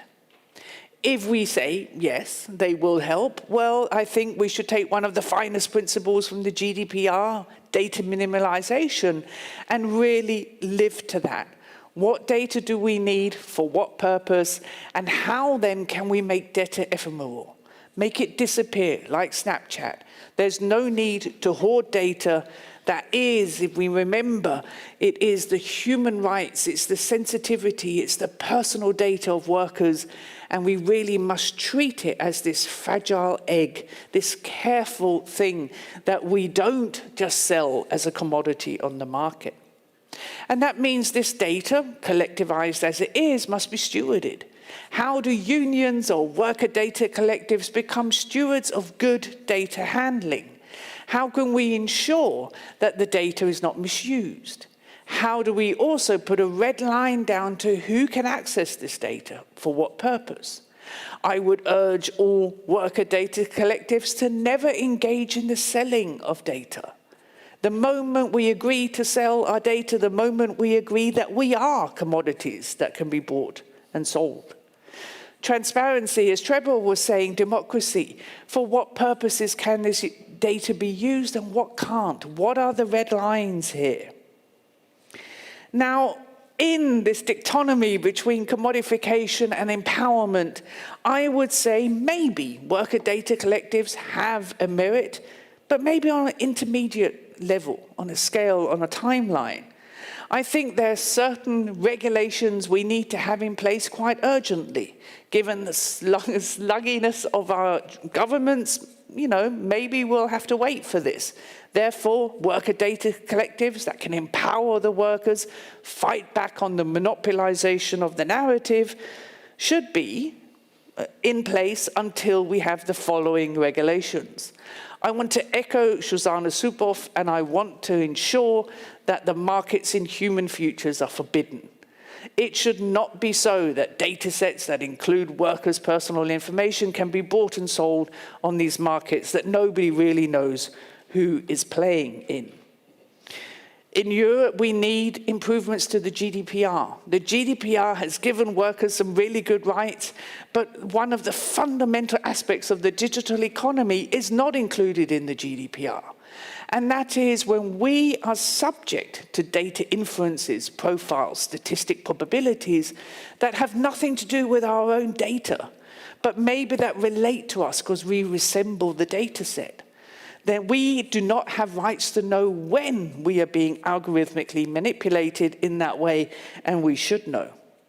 And lastly, to do with the workers and co-determination, I am urging all politicians to regulate for the co-governance of algorithmic systems. If there are systems in place that manage workers, workers should and must have a seat at the table. Not only in relation to what these systems are, but also what can they be used for? What is their purpose? What are the data sources? What are the red lines for what that data can be used for in other purposes and processes? Until we have those three regulations in place, I do urge unions to really look into how can you responsibly and carefully pool your members' data to fight back on the industrial narrative. Thanks a lot. Thank you so much for that. I hope everybody's applauding in front of their home screens for the three of you. I want to jump right into it. Just as a reminder, please do feel free to pick up on each other, question, comment what the others are saying. And again, of course, to our audience, please feel free to send us your questions and comments as well. Maybe just a quick question of understanding before we dive into the different forms of participation and co-determination, as you also thankfully outlined in the beginning. When you speak about workers' data rights, Christina, what can you just outline quickly what you think that should cover? I think you touched on different points in your impulse now. So your individual data, perhaps, the things that you've sort of accumulated on the platform of the company that you've been working with, but also things like algorithmic transparency and oversight. Maybe you can just sketch out what it entails quickly. That's a great question, thank you. No, I mean, I've created something called the data life cycle at work, which really pinpoints where workers should have much stronger rights. Firstly, we need to move away from the individual rights, which are enshrined in law, and move towards collective rights. That's number one. Number two is on the data sources. So if a company has in place an algorithmic hiring system or a scheduling tool, what data sources will the unions also allow that we have access to? Number one, that they abide by the GDPR, so they are transparent around what tools they're using. Across Europe, unions are saying we don't know. So really enforce the GDPR. Then we need to have a right over these inferences. I think it's pertinent that workers have a right to know what inferences are being created on them, a right to edit these, block them. We should also know, but that's a longer debate, where is the data stored? Under which jurisdiction? This is important for those of you interested in trade rules. But lastly, and here we have some good examples from the unions, can this data be sold? If so, to whom? Shouldn't the workers have a say? And here we have, for example, the financial union from Ireland, who created an agreement with one of the banks that they would not sell data sets that included workers' personal data, anonymized or not. This is brilliant. We need to stop the trading in human futures. So those elements, but especially the collective rights, need to be enforced by the unions. Thank you. Thank you very much for that. Trevor, you were nodding as Christina was saying we need to move away from the individual focus to the collective focus. Now, just from a worker's point of view, I know there are so many platform workers out there who on an individual level are also suffering from not having data portability or insight into their own data. Why then is it so important to see things not just from the individual but the collective perspective?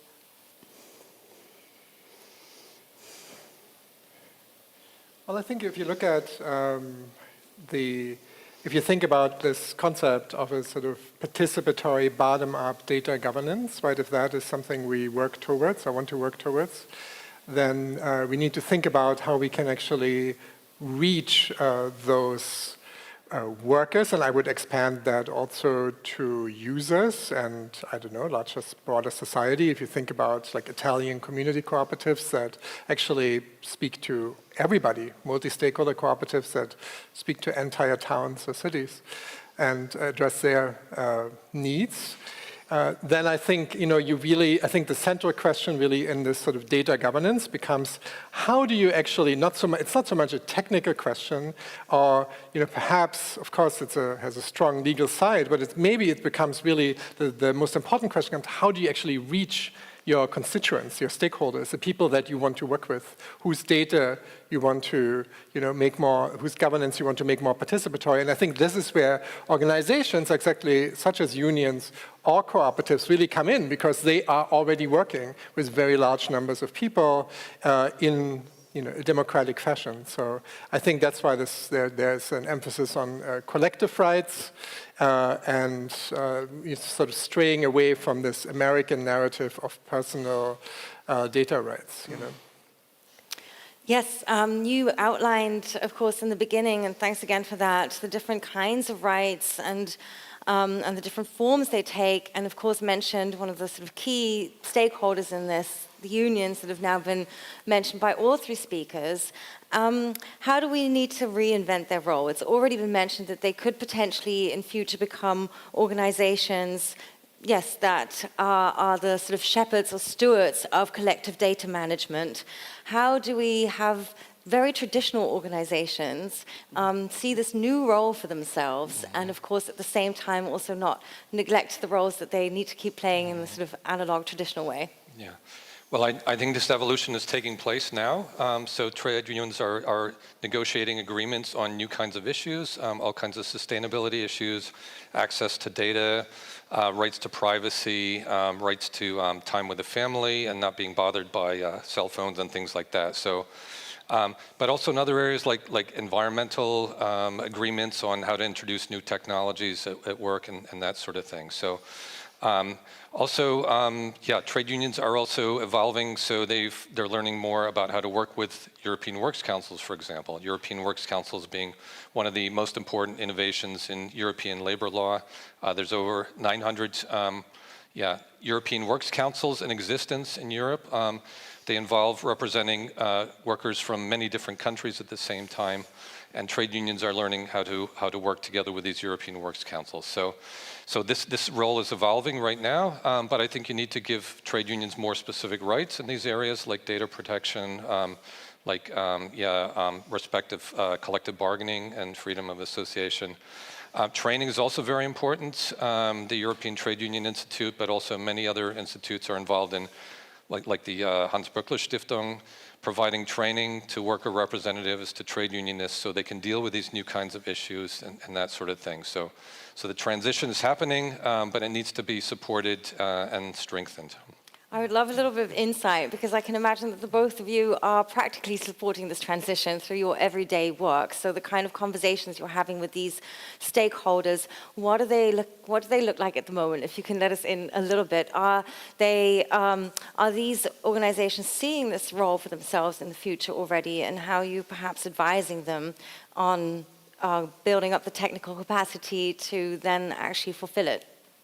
Another great question. I mean, from my experience, and this is with working with unions across the world, there are many, many baby steps that need to be in place before the unions, but also the awareness is ready to really understand the benefits, but also the pitfalls of collectivizing data. So, I'm shocked really, but I'm also not shocked. But it is very alerting how little awareness there is amongst ordinary citizens to the real sort of digitalization, what's happening with this data, why we know there's nothing called a free lunch, but what is actually really happening, right? So a lot of the work that I do is training unions to understand all of this about data, algorithms, and so forth. And then start fighting, because we have to remember outside of Europe's borders where the GDPR has given us certain rights, yes, but workers in the rest of the world don't have those rights. So how do we start really mobilizing the unions to first claim certain rights, and then when those two things are done, start the whole idea of how do we collectivize, should we, under what conditions, as I mentioned before. There's so much work that needs to be done, and if I can be so down to earth, there's very little funding to do it. There's not venture capital in this, right? The huge focus is on creating the smart, fancy, scalable tools, and not really in empowering workers. And this needs to change, otherwise it will, for a long time, be an uphill battle. Sure, and maybe this is where we can sort of jump in together, right? And I think sort of break through the separation of social movements and maybe bring, cooperatives and unions together with other social movements and with the public sector to make those changes, right? And I think so it's important to not create these, what's often so the favorite sport of the left is these circular firing squads, right? To have these sort of answers or like, hobby horses that one likes to focus on, or organizational forms to like focus on unions, public sector legislation, cooperatives, whatever, instead to really think how we can all work together to find those solutions. Yeah. Maybe you can expand a little bit. Of course, like as you were speaking, Trevor, was like, why is not every platform a cooperative? The world would be so much better than it is today.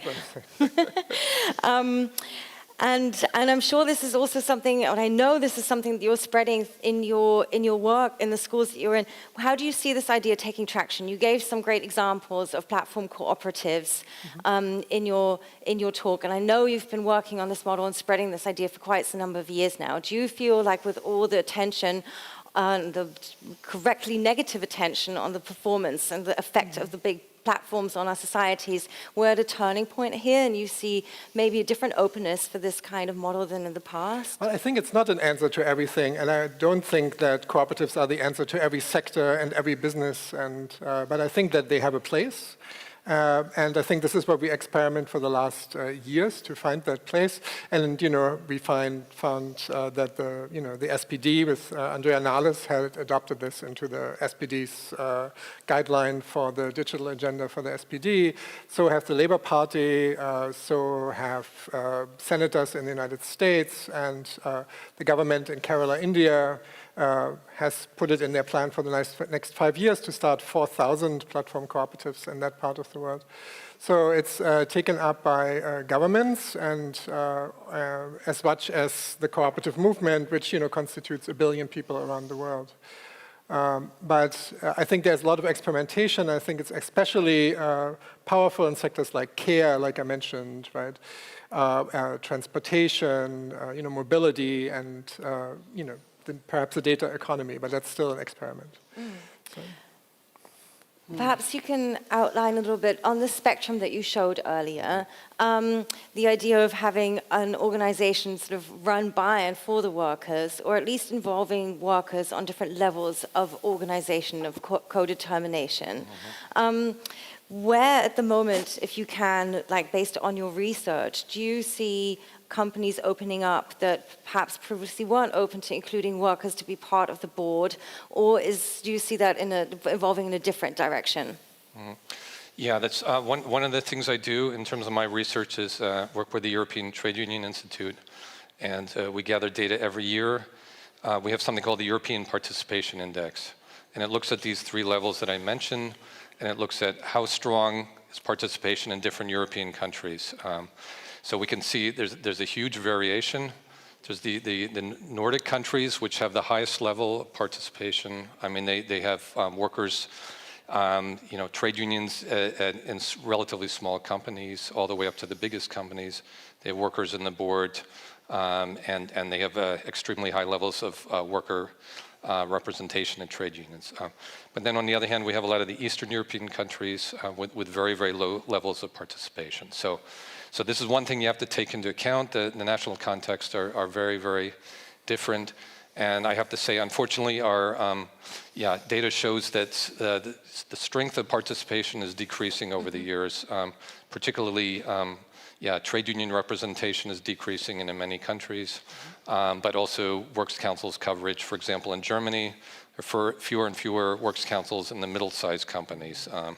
So this is kind of rather concerning, this weakening of worker participation, even though the vast majority of people really want to have more participation in the workplace. I mean, there are lots of very large-scale data kind of questionnaires that have been done, including in the US, including in the UK. People want to be more involved in their workplace. They want to have more say. The question is how we create that. Maybe as a follow-up question, why do you think that is?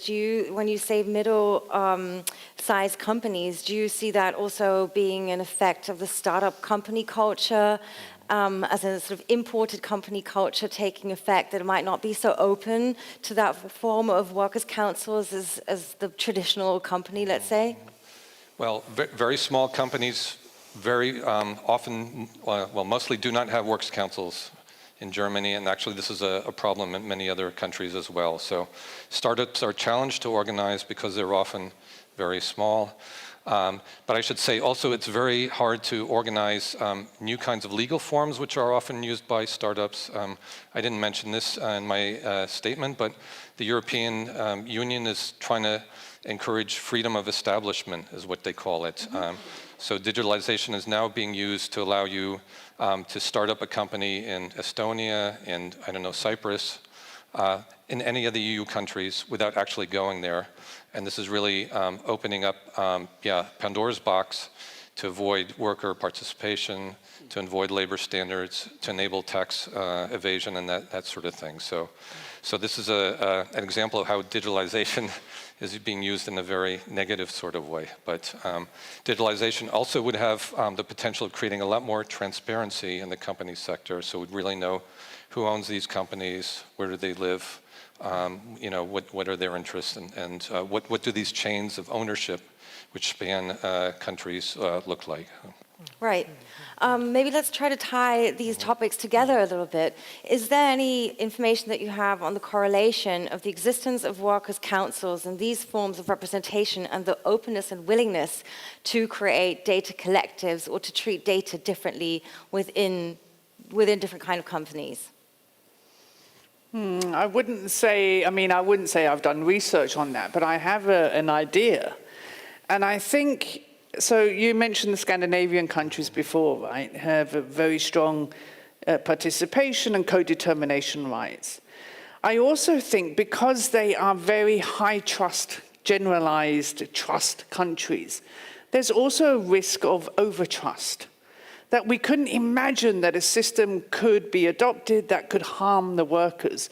So the workers don't ask the necessary questions about bias, discrimination, diverse impacts on workers and so forth. So whilst I think it is necessary, and I agree with your 3 steps around co-determination, I would say we need to build on that and say co-design and co-use. The unions must be party to the co-design of these systems. What will we accept the algorithmic systems do and don't do?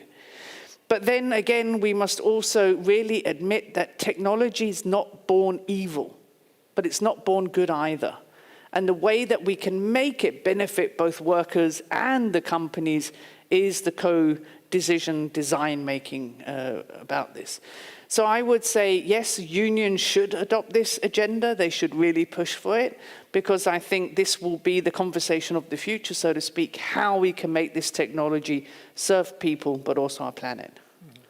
Trevor, have you looked into these different forms of participation and co-determination and how they're taking shape in different parts of the digital economy, or perhaps how they can also be reinvented? Yeah, in fact, I'm teaching a course we call the Research Sprint at Harvard's Berkman Center right now, where we bring in co-op leaders with, experts in, crypto networks and blockchain to think about like the possibility of data trusts that could be cooperatively run, taking the almost 200-year-old history of cooperatives as a template, right? And these experiences of true sort of bottom-up participation and governance to then try to see if you can map that onto digital possible. I think nobody really knows that that's sort of very, very early days, right? So, I mean, people are not even sure what a data trust really is, right? Or a data union or a data collective, or you name, all of this very much in flux. So, but I think it's great to explore that and sort of bring these different models to bear, for sure. Yeah. So just to circle back a little bit to the challenges that you outlined earlier, and maybe it's not the easiest question, but of course the supply chain point that you mentioned is a very important one, especially if you look at the globality of the issues we're talking about. It's one thing to focus in on Europe and the legal frameworks, everything that we have here, but what about the rest of the world, especially in the companies that are operating globally? Do you think that new legislation in being put forth by the EU, for instance, on supply chain management, but also in the digital realm, will have a positive effect on this? I very much hope so. That's an open question right now. You mentioned the supply chain law. We're expecting something to come from the Commission in December or January on that. And it really, the devil is in the details. I mean, what will companies have to look at in terms of human rights violations? Will they look at child labor? Will they look at trade union rights, et cetera, et cetera? That's all something that can go in the law. I mean, we can require companies to look at these kind of human rights, not only in their own operations, but also in their supply chain. So there's also a proposal from the Commission on sustainability reporting. And that's also a potential to require companies to report much more on their impacts on people and the environment. So again, these things are starting with information, but we start with information, and when we get good information about companies, then we can take things beyond that as well.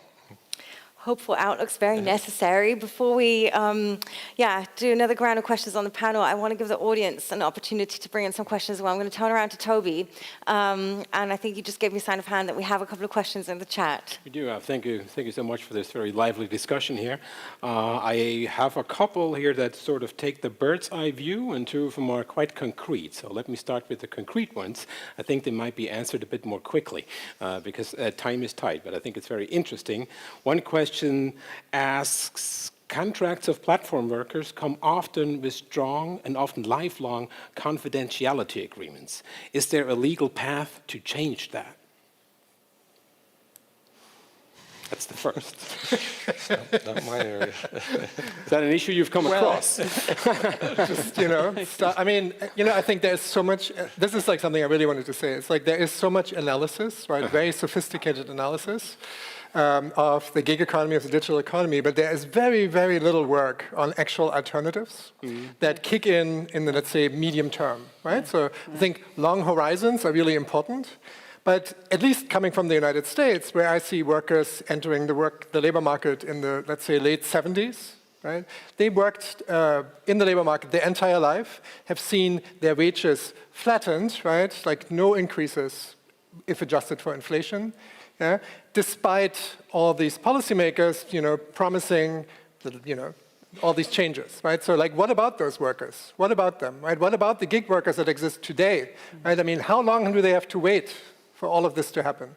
I'm absolutely in support of legislation. I'm absolutely in support of the public sector. But you also need to consider that you need to think about the medium term.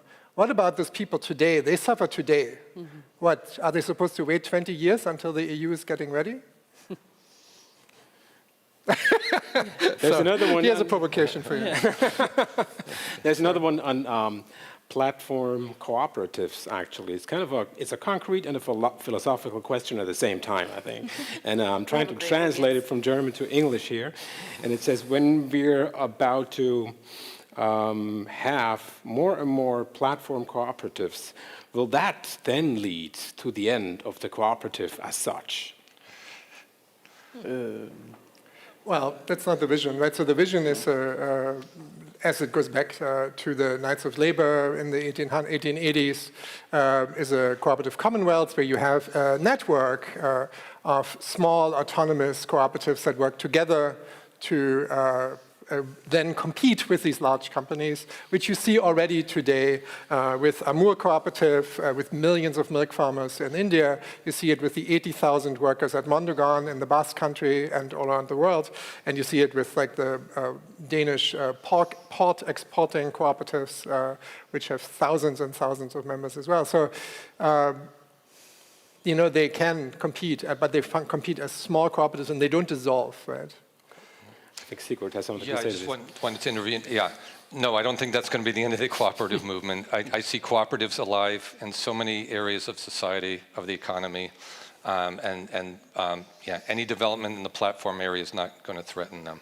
I live in a housing cooperative, not a New York-style housing cooperative, but one where 10,000 people jointly own apartment buildings and things like that. Cooperatives are incredibly important for shopping, for banking, for all kinds of goods and services throughout Europe as well as other countries in the world. And I don't see that weakening. And in fact, I see it strengthening in some ways. I come from a country where cooperatives are very, very important in the housing market in Switzerland, where it actually does a lot of good in big cities where prices are skyrocketing elsewhere. I've maybe just one more question that would like to ask. What has AI actually changed in all that kind of data collection when it comes to cooperatives and unions? Because we talked a lot about extraction of data, but what has AI actually changed very concretely here? Do you want to take that one? Well, I mean, so it's funny, what does the person who's asked the question, what do they mean by AI there? AI is not a thing, right? I think what we can see in this collection of data is, are unions, this could be the question, are unions tapping into that collection?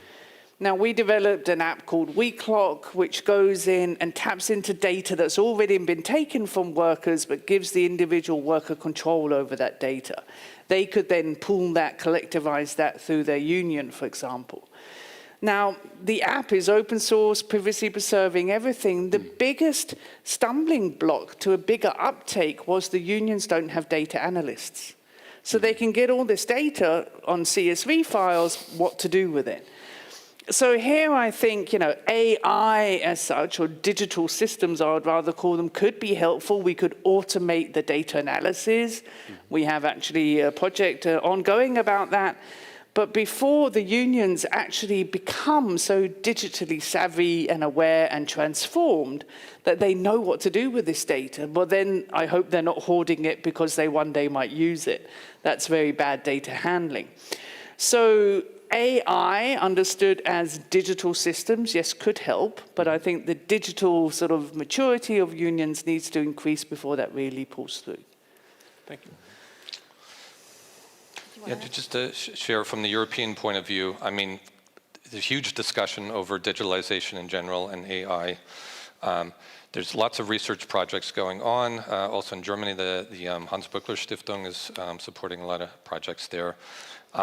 A lot of discussion, a lot of concerns, a lot of worries, but this is something that needs to be discussed. More research needs to be done before kind of a final or fixed position comes out on this. But certainly, trade unions, works councils, they need a lot of support from consultants that are sympathetic to trade unions, to workers, and who know this subject area and can help them, in figuring out how technologies can be introduced at the workplace and throughout the supply chain. I'd like to add to that because I agree totally. The capacity building, must increase here because, in the projects I'm working on with European unions around in different countries in Europe, the shop stewards are saying, we want to know, we want to have a say, but we don't know what to ask. You don't know what you don't know. So I've created something called an algorithmic governance guide that will help the unions or help the workers begin that conversation. But of course, that's not enough, right? You need to be able to dissect management's answers. Are they responding correctly or vaguely, and so on. So capacity building is a must. And I really say that we need that to balance out the very skewed balance of power that's happening because of these systems now. It seems quite clear that that is necessary. What would be your main demands, or what would be your wish in terms of scaling up basically the work that you're doing here to meet that demand? Well, funding so we can scale it. I love, and some of the unions I'm working with, they're beginning to think about creating specific cohorts of shop stewards called digital shop stewards, because the world is so complex now that if you can have really specifically trained shop stewards on these matters to be the watchdogs inside the companies and workplaces, that would be great. But again, that needs education, it needs resources. So resources, the will, of course, from union leaders, and sort of turning up of the time. What's on your wish list, Trevor? There's a lot of policy folks listening in today, so where do you think we need to start? Well, that's the right point to say. On December 6th, we release a policy white paper, so tune in. Global focus. No, I think it's just like one consideration would be if you can actually fundamentally change what you don't own, would be a question here, right? Like, so because if you are dealing with a capitalist enterprise, there's always the, often the fiduciary duty to shareholders to maximize profit. And so, you can negotiate, right? But do you really have control? And so I think this is where, I guess, a community ownership perspective comes in. Because with ownership, you have at least more control and over access, transparency, and many other aspects. Yes, absolutely. I read with interest today, just a current news item, that Portugal is just pushing for some new support for workers' rights in regard to increased levels of home office, not just due to the pandemic, but also increased fuel prices, and seeing that that also brings new issues around surveillance with it, and the rights that workers should have for their home office scenario to not be surveyed more than it is in the physical company office scenario. I have to say I was a bit surprised that that was a conversation that we haven't had more vividly, more lively. Of course, we've talked about the right to home office during the pandemic and like what dynamics that brings it with it in terms of digitization and digital structures in companies. But do you feel that is something that we should be paying more attention to now, also in regard to the new tech in the workplace challenge that you pointed out in the beginning? Absolutely, and we started out this discussion by saying, what are individual rights, what are collective rights? I think this is a wonderful example of how these two levels are related. So you can only realize many individual human rights through collective rights. You need works councils, you need trade unions who can negotiate good agreements so people aren't just forced to work at home or whatever, but that there's some choice in them, that there are options for people that make sense in terms of work-life balance and that sort of thing. So I think absolutely, but we need to strengthen collective rights in order to achieve and realize these individual rights, including in these areas. Thank you. Yeah, I mean, here, totally to that. And I think we have to also dare think worst case scenario here. Many unions embrace the possibility to work from home, and it has its benefits. But we must ask, is there a straight line between that and the end of the permanent employment contract? Will it be easier to contract people in now they're not there anyway? And we saw examples of that in the US. Employers have already said that, and I think we have to be very wary. I also think we have to understand that the market for so-called tattleware, so spyware, has grown enormous since the COVID pandemic. 600, 700, 800% growth in this market of systems that tap into workers' privacy like there's no end to it. And therefore, we need for workers in Europe, but also and across the whole world, much better collective rights, as you said. Yeah. Maybe one other, perhaps this is a little bit naive, but these topics about data collectives and data stewardship, data trust that you've introduced to the discussion, those are, of course, topics very much at the heart also of discussions around city management, smart cities, the governance of our societies and what data we need for those overall. So maybe starting with you, Trevor, do you see any potential to connect these discussions, especially as we just need to get people to perhaps understand what is a data trust and who could be a data steward in future, and perhaps in getting back to the idea of building up capacities, is there perhaps some sort of joint capacity building possible between city administration folks and company administration folks there? Yeah, well, I mean, I don't know if you remember the project that Google / Alphabet started in Toronto. And so we wrote a research paper for them on cooperative data trusts for the city of Toronto, for that area that Google was building out or hoping to build out, because they realized, right, that the Torontonians or the Canadians would never let them get away with managing their data. But they weren't sure how to hold those data, right? And so should this be a university, or should this be like a citizen council? And so we suggested that it was cooperative, and we actually did interviews with many people in the city and found that they were vastly in support. They said, yeah, we know cooperative, that's the democratic structure, that sounds perfectly right. And they had immediately many detailed questions like, what do you do if you want to fire somebody from a data trust? or a data cooperative, right? If you want to throw them out. Like, so all these, it's very complicated, but it's I think it's a great way to start thinking. In fact, we work with many municipalities that hope to introduce this. Great, I'm glad it wasn't such a naive thought. I'm going to take one more look toward Toby. Is there anything else that we need to cover from the chat? No, I think I've just about covered it.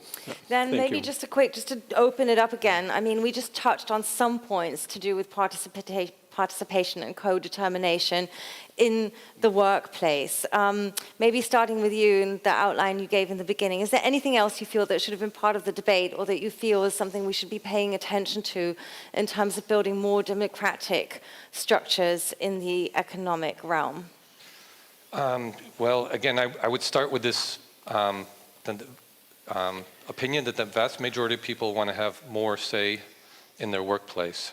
So I think that's a very, very powerful movement that can be used to build the case for democratic participation. I think we need to build on this at the kind of the individual level, but also the legislative level is so incredibly important.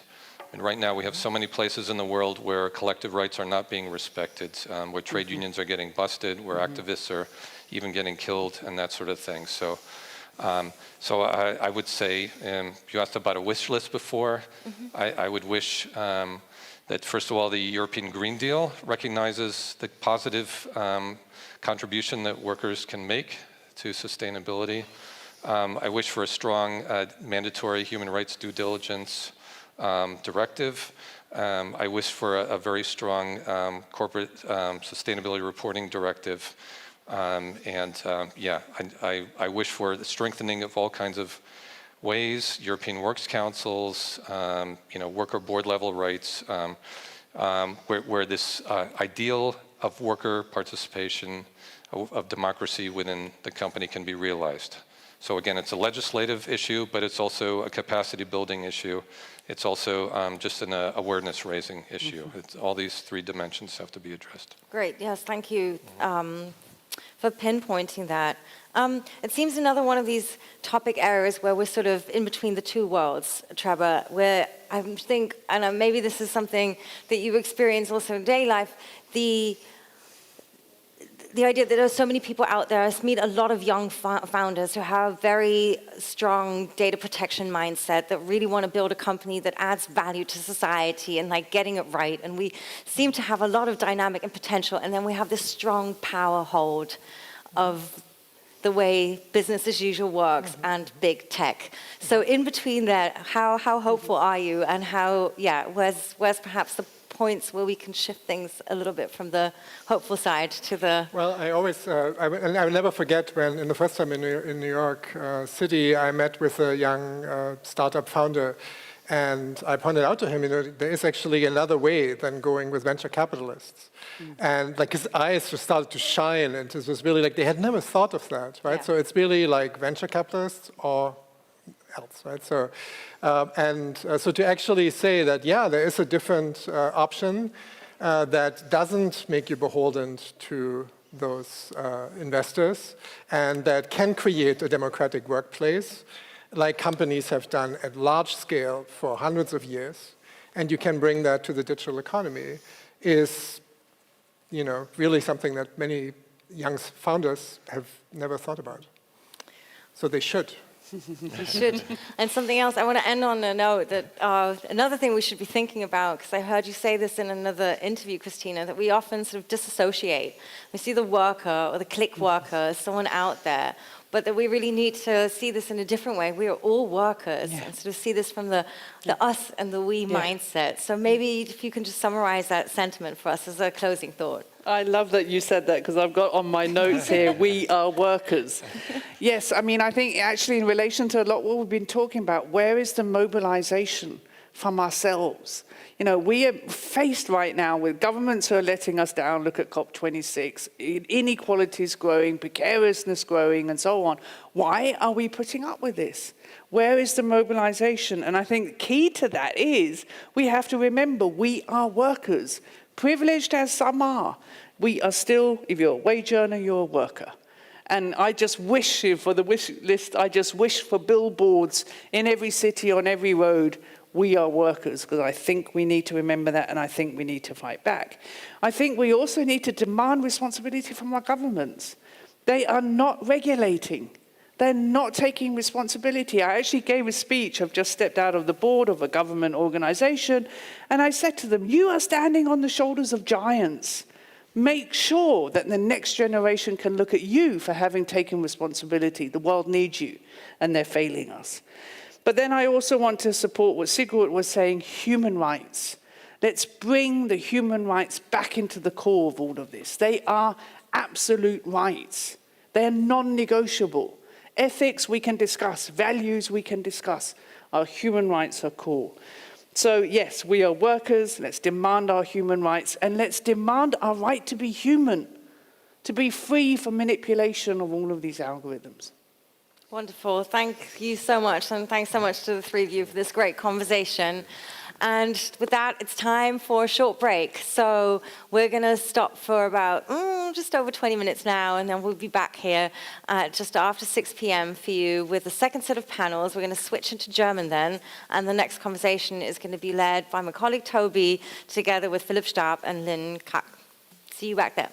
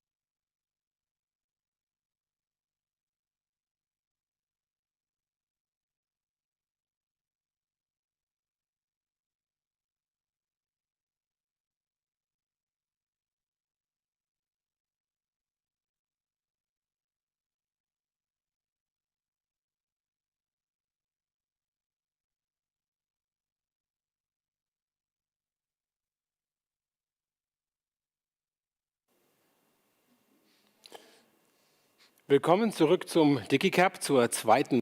Welcome to the second half of the DigiCap conference this day. You hear me speak German, and the next two sessions will be in German because now all the panelists are German native speakers. And for some people, it might be more difficult to find German terms for the technology we're talking about.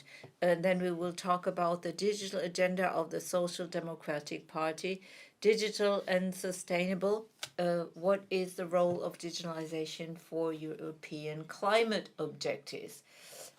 You might all know examples from your everyday life where the climate emissions are increasing. If you go to Spotify or other streaming agency, streaming is more detrimental for the climate if you stream a song twice. You should rather buy a CD, which you hate so much because there the footprint is even smaller. And streaming creates a situation where more of us listen to much more music than before. Rebound effects come in. So what saves energy at first sight uses up more energy in a secondary fashion because we consume goods more frequently, although we want to reduce their footprint. This is one example from the 2 billion people's lives that has to do with streaming. But in the next hour, we'll talk about artificial intelligence and digital tools and machine learning and how to bring about an ecological revolution or accelerating it with these tools. Digital and sustainable, looking at Europe. What are the levers for shaping digitalization in the interest of sustainability? This might be the reversal of a popular view that you might be familiar with. People think that digitalization is something that comes upon us like a natural force and we are helpless vis-a-vis digitalization. But now digitalization and specifically AI are to be understood as tools that can be used in a negative fashion or in a beneficial fashion. So where are there synergies? Where are there is there competition or negative effects of different tools? What is the specific use of AI in climate protection? What is the role of politics, particularly in the EU, when it comes to shaping digital markets or designing them? We heard already today 750 billion reconstruction fund, the new Green Deal, European Green Deal. These are the buzzwords I would like to lure our panelists up on stage with, and then you will hear more about them by the guests ourselves. Next to me, I have Lynn Karg. She's a junior professor for computer science and public policy, so much for German, at Hertie School in Berlin. And she is a member of the Austrian Council for Artificial Intelligence, and she's also co-founder of Climate Change AI that deals with machine learning and climate protection. And I benefited greatly for my preparation from their sources.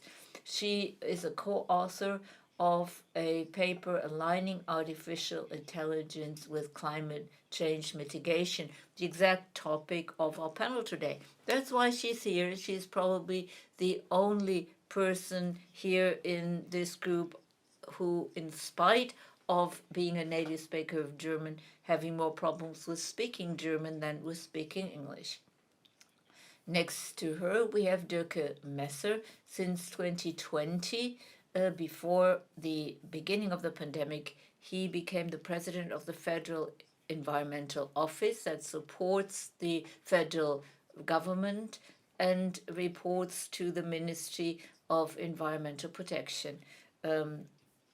He is a political scientist. He was trained in Berlin, and he's teaching at the University of the United Nations in Bonn, where he was the director of the German Institute for Development Policy for 15 years. He is a co-director of the Käthe Hamburger College Center for Cooperation in Research at Duisburg Essen University. Dirk Messner, welcome and nice to have you. Then we have, and not for the first time, a person who invented the title of this conference with us, Philipp Staub, a professor of sociology for the future of work at Humboldt University and at the Einstein Center Digital Future in Berlin. Together with Heinz Buder, he dealt with inequality, first in Hamburg and then in Kassel. His last monograph has the title of our conference, Digital Capitalism, Market and Power in the digital economy, and he got the Hans Marthöfer Prize for journalism, economic journalism. He also focuses on the political economics of artificial intelligence, and this gets close to the theme of our panel. He sees a contradiction between the two. So welcome, Mr. Staub, and thank you all for coming. That was my first introduction, so you know who we are talking to. And now I would like to ask the panelists the following questions. Where do you stand at the moment? What is the status of your work? And what are the fields of application? Lynn Koch, I would like to start with you. You were at the climate conference in Glasgow just now. These are the two mega topics, climate and AI, and you are in the middle of both. Tell our audience, how do these topics go together, and where does machine learning create more emissions and greenhouse gases? Well, this is a very complex area. AI, first and foremost, is a multi-purpose tool that is a method for analysis that can be used in all kinds of different applications. And what I deal with is the use of AI in climate protection in order to reduce emissions as well as to adjust to climate change. And together with my colleagues, I elaborated a review paper with more than 60 pages showing how diversely AI can be used in climate protection. These are very diverse approaches, and we can go into a little more detail later. Optimization, creating new data, all kinds of different fields of application. At the same time, AI can be used to increase emissions. For example, or a prominent example is the oil and gas sector. AI is used in this sector over the entire value chain. You can reduce cost with it, and in some areas, energy is increased, also efficiencies increase, also energy efficiencies, and new resources can be used and costs can be reduced. Is that due to the technology that it uses resources? When you talk about blockchain in connection with AI, is there also an increase in resource consumption? Well, that would be a third point. I looked at the fields of application, how AI can be used as a tool, but then there's also energy consumption by computers. AI systems are computer systems running on large servers and using energy. The hardware used, the infrastructure as such, also has an economic footprint. And we have to add all that.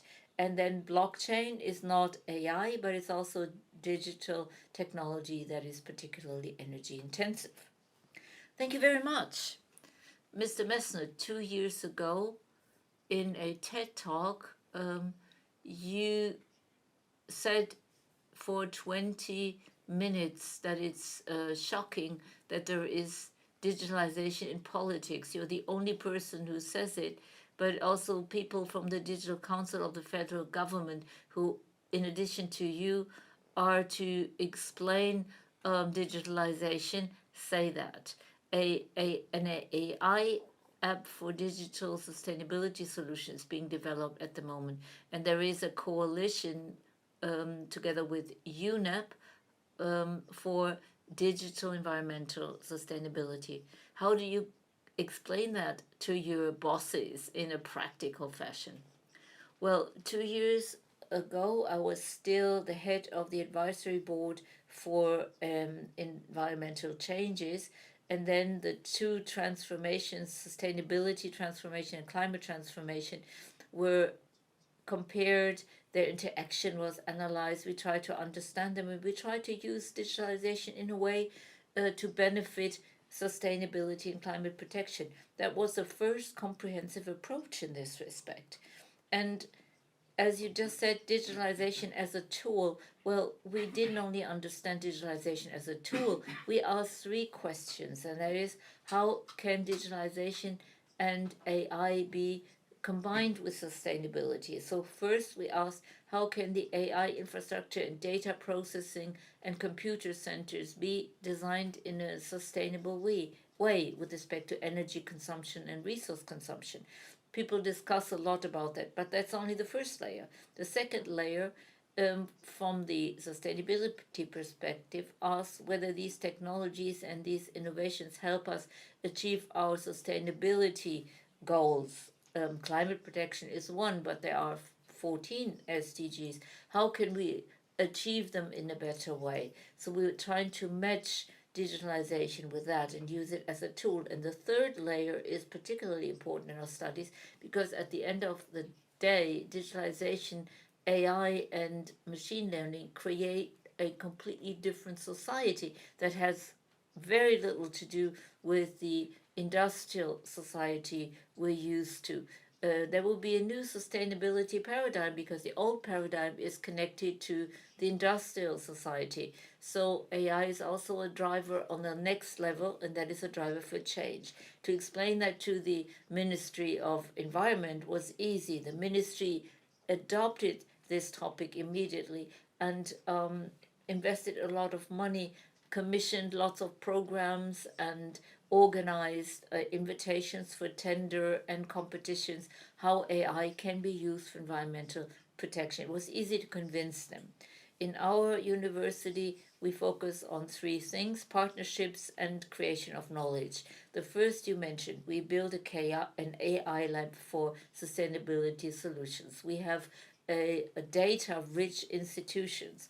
Sometimes we create these data or compile these data about air quality, chemicals in the air, the atmosphere, greenhouse gases. So to analyze this data in a different way and to create new data is one thing. Secondly, we closely cooperate with Industry 4.0 of the German economy and German industry, and we would like to understand how disruption by digitalization can be achieved in order to increase environmental protection and sustainability. We want to create disruption. We need disruption.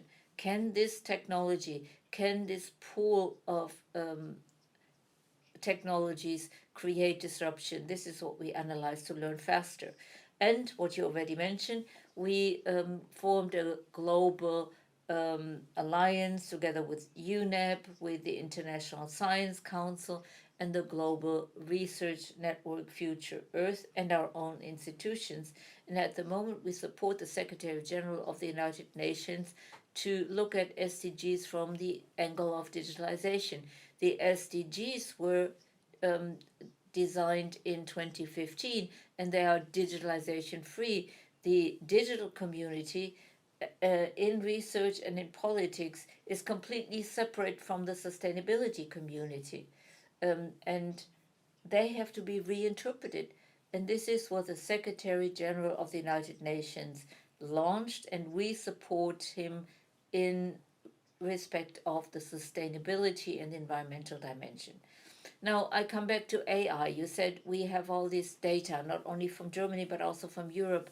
And what does that mean with respect to our area of application? What can AI optimize? Well, you can, for example, follow resource flows.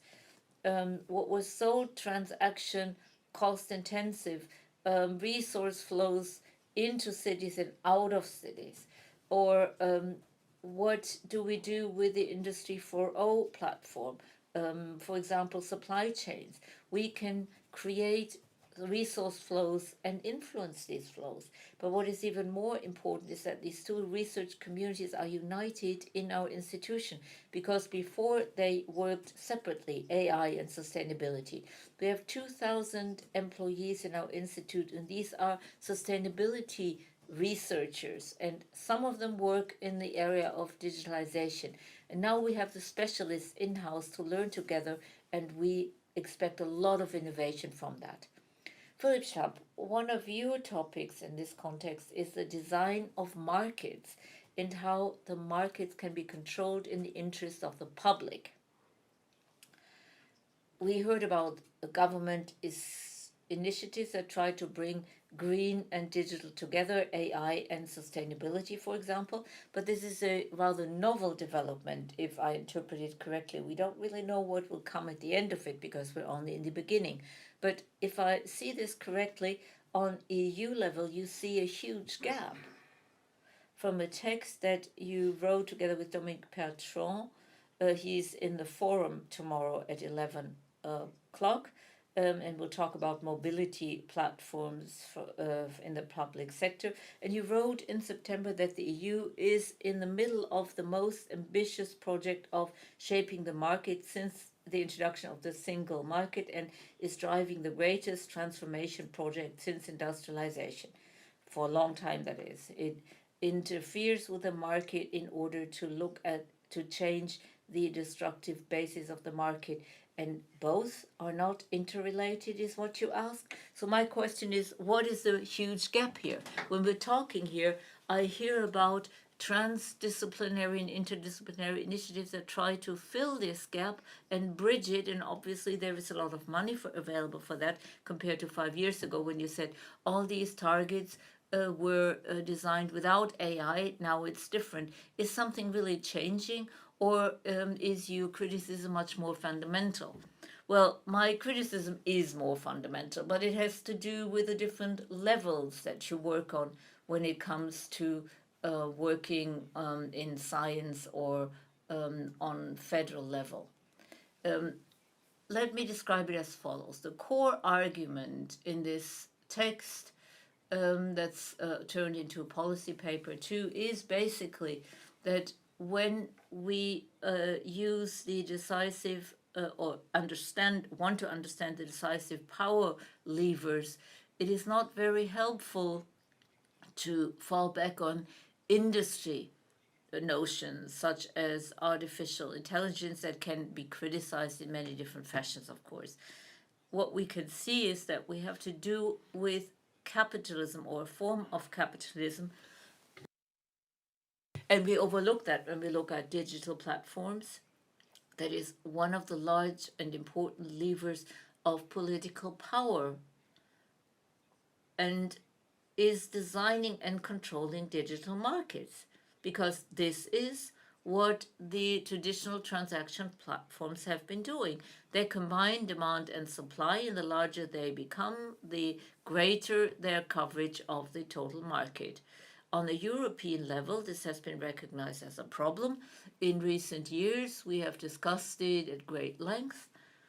And under the umbrella of criticism of monopolies, this has been discussed as a form of market control, which we criticize. And the countermodel that's extremely interesting when you look at sustainability transformation from a political angle is a new politicization of digital markets as a counter movement. This is what we see when we talk about the digital market trends, or the Digital Services Act, the Data Governance Act, the Data Act. These are questions of political market design. This follows the ordoliberal tradition in Germany, where the design of markets was considered the task of the government within a liberal spectrum, of course. So this is one aspect, and it's interesting to see that in this type of political market design, ecological aspects practically play no role at all.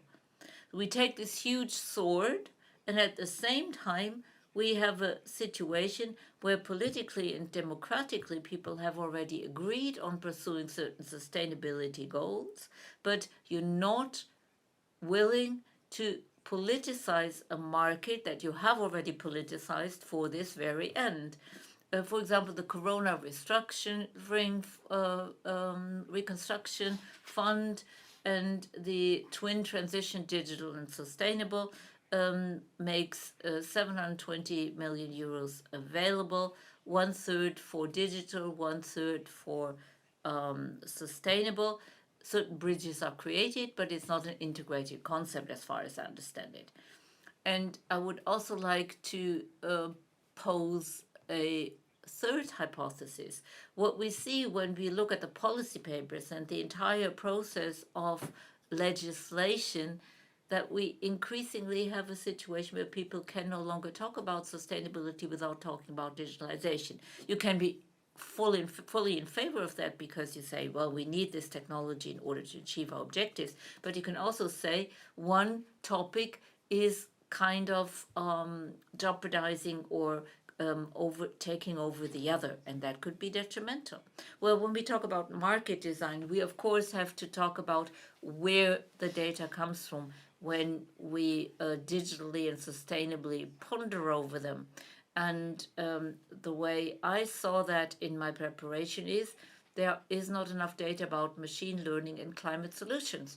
This is at least what I read in your paper, Lynn Karg. We know too little about how machine learning can influence solutions in this area. We're still in the infancy of the development in some areas. And when we talk about market design, we can say that the data we have come from the private sector only, or almost only. Do we know that little and so little about the government? Is that the problem?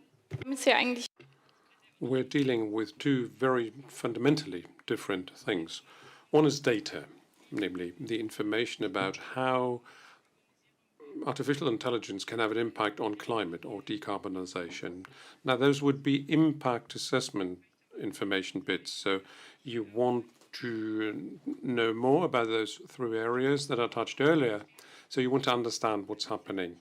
But can we quantify that? So what's the emissions reduction target? So how far, on the other hand, are emissions going up because of certain activities? Now, in that respect, we have very little information. We know a little more about the energy consumption caused by computing power. But even there, we're lacking central data. But why are you lacking those central data? Well, for instance, we don't know what the share of artificial intelligence is in computing centers and data centers, because the large cloud computing providers do not disclose the information of how much of their product portfolio is related to energy attribution to artificial intelligence. So that's sensitive data, so they're not disclosing that, and you don't have to disclose it, and therefore they won't. Now, we would be very much interested in that. It would help us a great deal to calculate or to better understand energy consumption and then assign it to individual and different technologies, and also understand the trends that develop over time. So even if that is not a problem at the moment, it might very well be going forward in the very immediate future, I think, as well. So we need those data. We lack them, also application data, but we need those also to do cost-benefit analyses, to better understand our projects and also do an upfront assessment of project work. But we're not there yet. Something you've also mentioned is that AI is data hungry. All or many applications depend on good quality data and depend on private owners to share them. So we should work industry-wide in order to develop good data applications. So we're still in the infancy of that project. But again, these are starkly different. Both are related to data. Let me circle back to cloud computing and why data is not available, because you would need them in order to do better calculations. Because cloud computing is a major European project, Gaia X, for instance. It's about a European infrastructure, and I actually know where it's physically located. I would rather say it's not making any progress at the moment that much, but it was founded to compete against Amazon Cloud Services or Chinese technologies, where we want to establish a European network of cloud computing. So do you think that would have been an option, to use a European project to access data? Would that be an ordo-liberal measure, a pan-European or trans-European network to get data access? Or would they still be captured in the trade secrets or the business secrets of those vendors? Mr. Messner, would you care to comment? Would Gaia X provide better conditions? Well, let me shift gears and take a bird's eye view. Because with what you have just said about market design is interesting. We have two target systems that the European Union is committed to, which I like.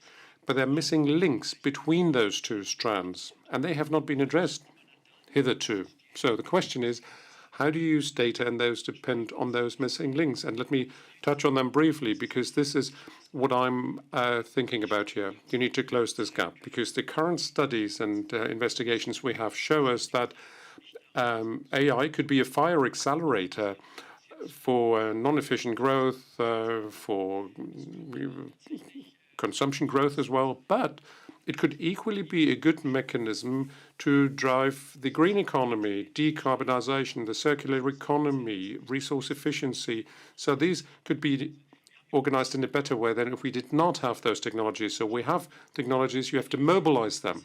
Market design is important. And these missing links include, first of all, a regulatory framework. I mean, this is something, when you're saying market design, is the regulatory framework. And there's a number of things that come to mind here, things that are underdeveloped, atrophied, but which we would need in order to bring sustainability and digital together. First is our tax system, our taxation system, the way how we are taxing labor, for instance, or resource consumption, we're taxing less so. Now, what does that mean? It means we're using technologies in a certain type of way. If we were to restructure our taxation system, which would make sure that resource consumption or emission of greenhouse gases could be an incremental factor in taxation, we would witness a technological change that will not replace jobs or substitute jobs, but grow climate compatibility and resource efficiency. So that's a macro framework. Second example, we would need a radical modernization of our digital literacy in the government institutions. If you want to have a market design that brings together digitization and climate compatibility, then people who develop this type of regulation should be in the know. You can only govern what you understand. So the know-how that we currently have in our public institutions on the matter at hand is not very present. So that's the regulatory framework. And there's another one. It's the corporate world. Capgemini is a big consultancy company. They did a study to look at the top 500 company in this world in terms of climate focus. And they said that 44% of those 500 companies have a science-based climate strategy. It could be 100, but they're not. But only 13% of the top companies link their AI strategies systemically to the climate strategies. So these are two different departments, two different teams, two different knowledge pools. So again, I'm saying there's a missing link. And third is R&D politics. Just like in sustainability research, in the past 3 years, the natural scientists talked to the social scholars and did establish the discipline of sustainability research. Now, this needs to be coupled with digital and AI research. They need to be married, because these are largely separate branches that I think only in the last 2 years have become to be addressed on panels like ours here tonight. Now, Philipp Stab, let me still come back to you. Would you say that a European cloud computing project, which would follow different laws and regulations, something that's going to be very hard to do with Huawei or Amazon, because their servers are sitting elsewhere, but would that be what you're talking about, to bring about a project that serves the purposes of reconstruction of Europe? So that project that you mentioned before is compartmentalized by thirds of funding. Now, would Gaia X be something that you have in mind? So again, we're talking about cloud computing here. What's rather something completely different? because Gaia X is interesting in many ways because it's an attempt here to establish a market design in the data realm using stakeholder logics. So not a winner-takes-all logics, but use a stakeholder logics. What do we see? You can't do it without the state. You cannot do it without the state as a broker who makes sure that we get a neutral framework in which we're attempting to use rules to ensure the equality of subjects of power. Interoperability, it's also referred to. So yes, it may be an interesting example of a governance approach, but really, let me go down to the basics. And generally, when we talk about political economy, this is not a wrong thing, but let us address the general notion of what type of capitalism this is we're talking about here. And if I'm somewhat simplified in saying what we're developing here is a misconceived capitalism based on personal data and trying to relate them to the environment. We're transferring something from the public sector into the private economy, and actually we built up private companies, a mobility as a service platform that is competing with a public company. Now use Google Maps and the public company. The public company needs to share data with Google Maps, but doesn't get any data in return from Google Maps. So we're seeing countervailing trends here that are happening under the established data regimes today already. Now, if you're talking about a capitalism of personal data and transition that to a capitalism of environmental data, and there's a discussion like that on the European level, we need a mandatory business to government data transfer. We must understand who the intermediaries are, who are using the data or administer data in the interest of stakeholders, but we need that transfer. Otherwise, and again, this goes back to what I said before, otherwise, using the umbrella term of digitization and sustainability, and I'm very positive about that, we're going to face a huge problem of digital privatization of common goods. Mobility as a service is just a case in point. You could use the healthcare sector. You could use other sustainability targets that may be increasingly privatized. So the question, are the data lacking, is probably the wrong question to pose, because this transfer already exists, but we need a transfer back from private companies to the public institutions that could be used as a regulatory lever. Very much in line with what you said before is, what could you imagine to happen? Now, imagine we're sketching environmental-related data and design them to shape markets. Not personal data, but environmental data.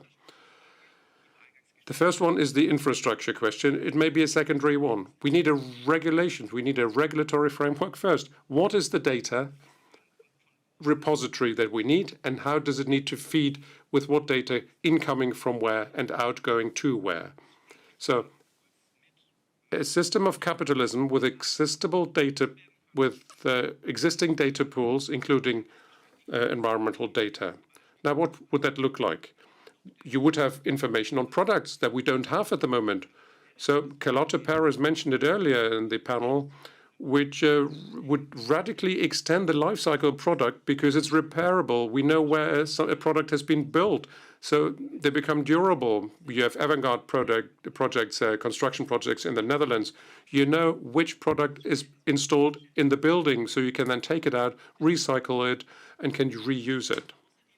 Now, also what you could do under those conditions with publicly available data, you could also make externalities in different products more transparent. A very plain example, a very neoliberal example, a product indicator on Amazon, a traffic light symbolism on Amazon using credible data. And again, this is where the government comes in. Someone needs to make sure, a watchdog that needs to follow whether the standards you establish are also verifiable and true. And my final point, what else could we gain? Right now, We're talking about the digital capitalism of the past 20 years that has attracted innovations. So what innovations have we attracted? We have e-commerce, we have online ads, which is a data-based, AI-based form of business model innovation, if you will. And of course, environmental data also lend themselves to innovation, not that type of innovation, but different one. Certainly conceivable. Take the recycling industry that could be created based on environmental data could be a system that was created by a political market design, which hitherto has only been private market design. So, there's a plethora of different business models out there. Now, you mentioned the product indicator, the traffic lights. You brushed it off as a neoliberal idea here. But what it is really is what we see in China, the social credit system, and also the credit system used for large corporations, a different order of magnitude, of course, if you were to do that. But in that same realm, let me go back to interoperability and how can we design those markets differently. And with hindsight of the last 20 to 30 years, with the GAFAs, the tech giants, they're not interoperable. They create locked-in effects. So we don't want to cater to the tech-savvy nerds here who don't know what lock-in means and what interoperability means. Let me go back to music, and because the streaming services are not doing that. So what you're downloading on Spotify with your subscription can only be played on your device. So it's not your mobile phone that's the player, it's the software that's the player. It stays on that platform, it's copy protected, and you can't take it elsewhere. It's not like a commodity like 20, 30 years ago. You bought a Philips record and you could only play it back in this shop on a Philips record player. This is the situation we're facing today, basically, with streaming services. It's the analog translation to what we're seeing now in the digital world. So this is where regulation has failed. So I think that's fair to say. In Europe and also globally, it hasn't worked. But what would happen if history repeats itself with artificial or machine learning and environmental protection, if we are creating new locked-in effects where interoperability is not guaranteed, where technology remains opaque and not transparent, so we are not creating an interoperable data flow. Now, is that a risk you see there that you're dealing with in your research work, Len Kwa? Well, yes, I think this is probably one of the single biggest risk, because AI and machine learning require very high skill levels of those people who deal with it, and there's few companies out there who can afford the luxury to have their own internal AI department. And we're not talking about NGOs or international organizations at all. Now, here's the problem. You're going to outsource this type of work. And when you do that, you're creating a market, a fairly new market, as far as I understand this, and also the large tech players that are playing a prominent role in that and have already, gobbled up the lion's share of the AI capabilities in the market. So this is, I think, where governments need to come in and to change course and maybe also create a public or semi-public market for solution providers, so those who offer AI solutions. And that is particularly important when we address industrial processes. In industry, many processes are shared, decisions are shared also with machine learning platforms. It's not that the machine learning platform takes a decision, but the people who are developing a decision routine have invested in intellectual property, and that is outsourced to a platform, and that may lead to long-term dependencies. So you cannot really set up a machine learning model and then you hand it over and it works. Actually, you have to go back. It's a closed circle. You have to retrain it. You have to verify your data. You have to see whether it does what you intended it to do. So it's an ongoing process. And this is really where the public sector needs to understand what needs to be done. And we need to make sure as well that smaller companies or public sector companies, NGOs, also manage to build up their own internal AI expertise. Now, here's an idea that colleagues of mine and I have had, saying, take a university graduate from machine learning or from computer science, offer them a job for 2 or 3 years and do research on climate relevant questions. And then during those couple of years, learn something about that sector of the industry. And I said before, there are many communities that are disjoined, that are not really talking to each other. And it's, well, in fact, for that reason that I use in climate change initiatives in order to bring those together. There's a lot to do, and I think there's a lot for the state, for governments to do. Mr. Messner said, what are you doing in order for history not to repeat itself when it comes to interoperability? Well, before I say that, what I'm doing, let me inject my wisdom here on what we have just heard. Our advantage here in the European Union is our single market.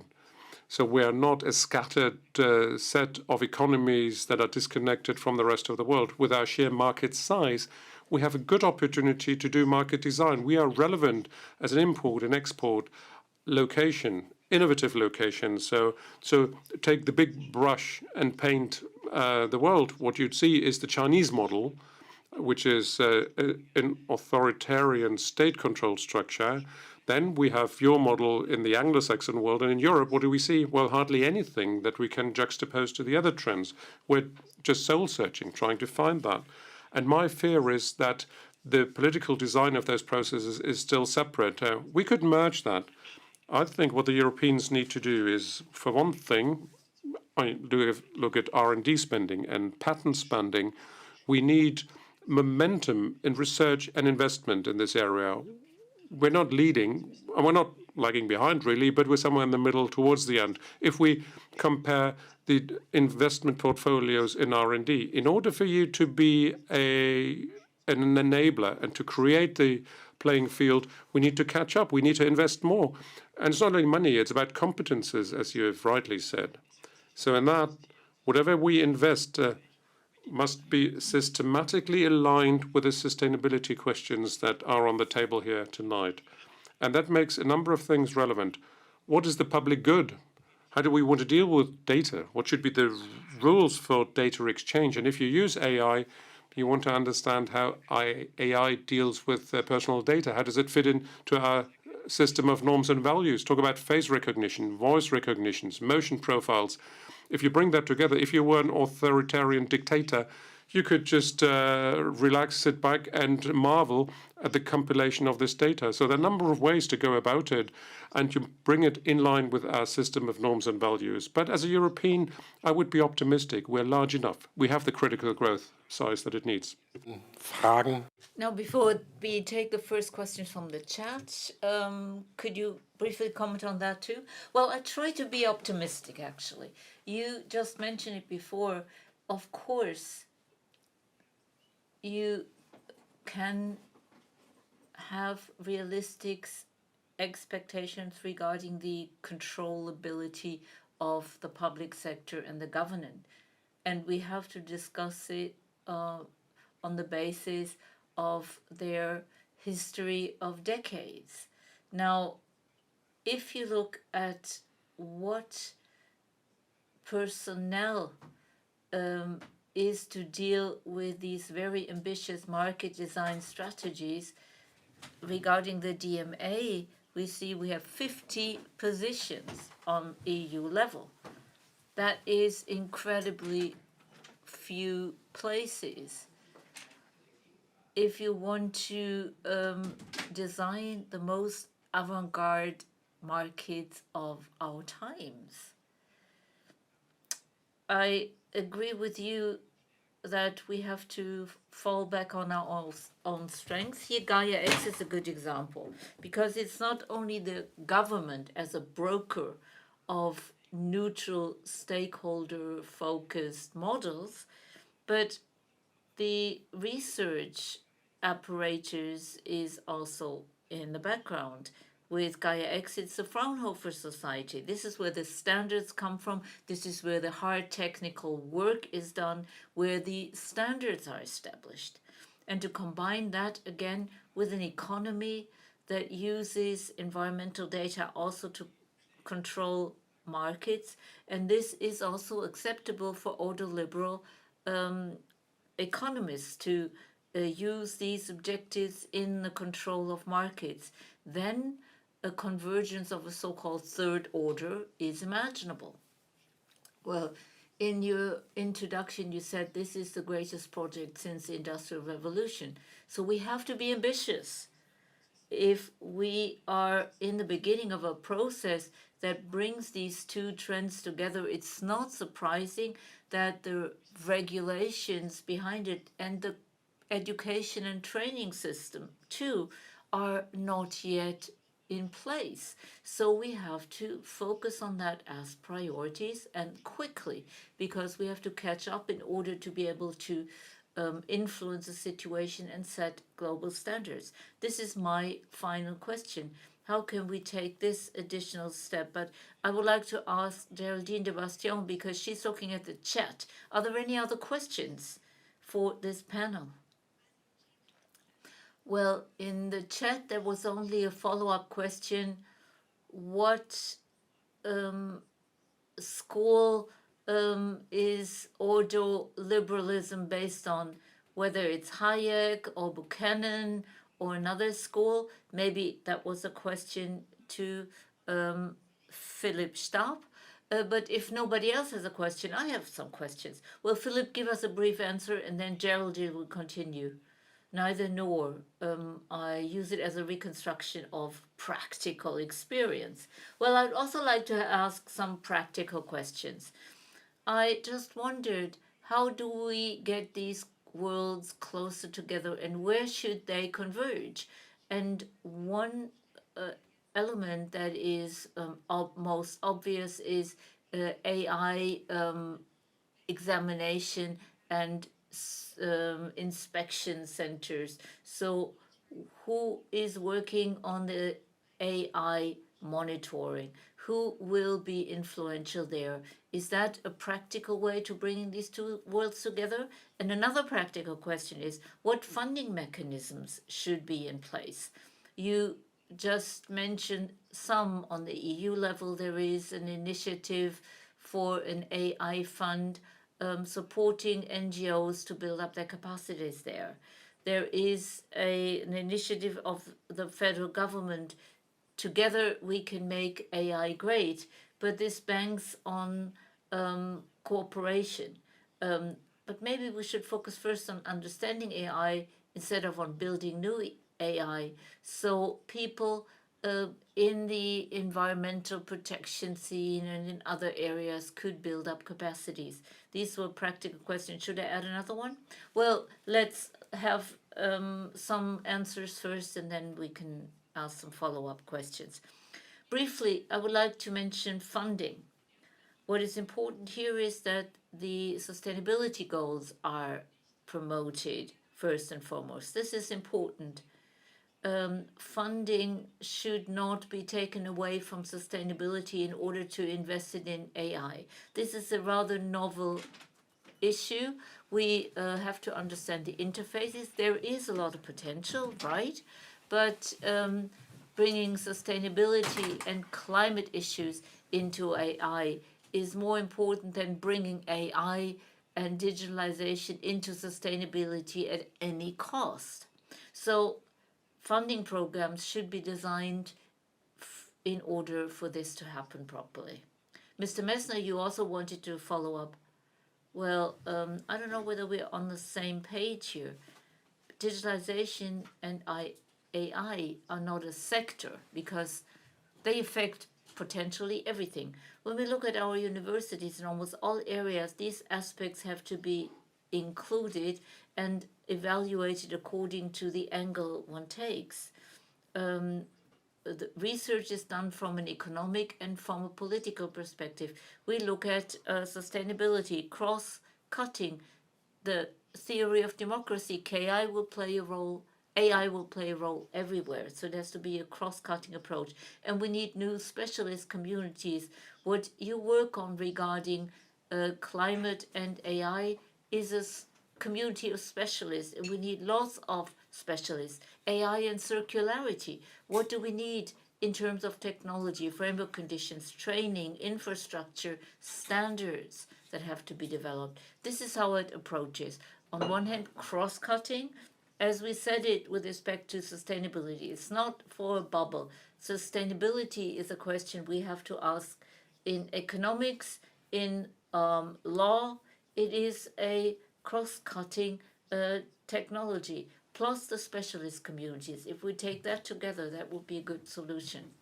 Now, a final sentence, the final sentence was, okay, I would subscribe to that, but talking about AI in a specific context is sometimes difficult. For example, Geraldine, if you ask, should we not spend the money not only on research but also on explaining AI to people? This is what Evgeny Morozov said in his keynote when he said, Next Generation EU will be distributed through American consulting firms. They go everywhere and explain how to use AI in an efficient fashion. This is not advocating against political education. That is necessary, particularly in this larger political context of problems.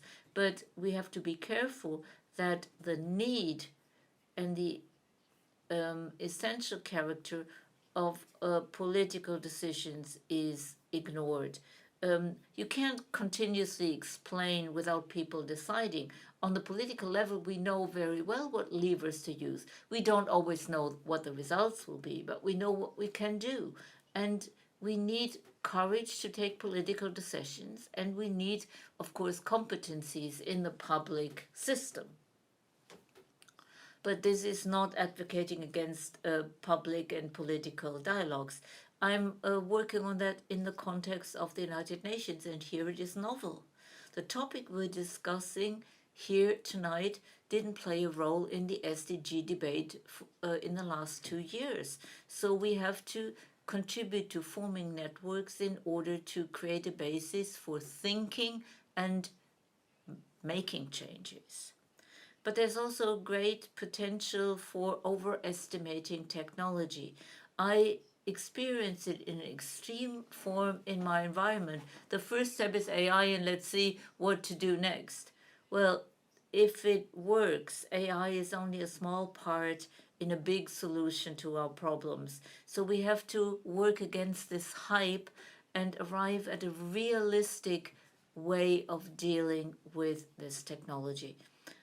That's why I said sustainability has to come first, decarbonization has to come first, and it has to be clear what AI can contribute without placing too much hope on AI repairing and remedying the situation on its own, or that it has to be part of every single solution or technology. That's not correct. Often it's not the right and suitable technology. Before I come back to Geraldine, I would like to advocate for the campaign. If there had been a good vaccination campaign, we would be better off this fall. Instead of saying it's cool to get your shot, there should have been explanations. The experts knew it, but the information wasn't disseminated properly, and a lot could have been done differently. It worked differently in Portugal, for example. That was just an aside. Well, whether the campaign could have been helpful, well, I don't know. Well, but this was the question Geraldine asked. Can political education change something? But Geraldine, you had a third question you wanted to ask to our panelists before I have a final question or a semi-final question. Well, there was another question in the chat, a follow-up question, whether the 17 SDGs should be adjusted and whether the notion of fairness should be discussed on EU level. So the SDG question and the EU question. I thought it was great that you mentioned standards and interoperability. In Schleswig-Holstein, environment and digitalization were brought together, and the result was that all parts of the administration have to change to open source in the next coming years. And this is something we might have to think about on EU level, also in the context of our discussion here today. Well, Linkart, would that be the right approach, open source? Well, the machine learning community is very open to open source. They're almost all in favor of open source, and it's really astonishing what models are accessible. Often people don't have the skills to use them, but they have access to them. And it's incredibly important that we have open source technology. Particularly, semi-final question, when we look at the development steps to be expected in AI, even continental, that is European measures, should not be efficient in the long term. Just imagine European legislation or European initiatives. Is that only an intermediate step for transnational solutions? Can we really stay on the European level for a long time? Is it about the USB in geopolitics or in the race of geopolitics, or should we expect in the short term that in connection with the climate we cannot achieve much with this approach? Well, when you look at the digital dimensions and dynamics and the range we're talking about with our measures, then I see an analog situation in climate protection. Climate protection is a global challenge, and the same applies to digitalization at the end of the day. But I'm also a global governance expert, and if we had a centralized global government, it would be nice, but the opportunity to achieve that is not very great. Chances are very slim. But transnational networks, as we have them with respect to climate, allies in standards, initiatives, values that could reach beyond the borders of Europe.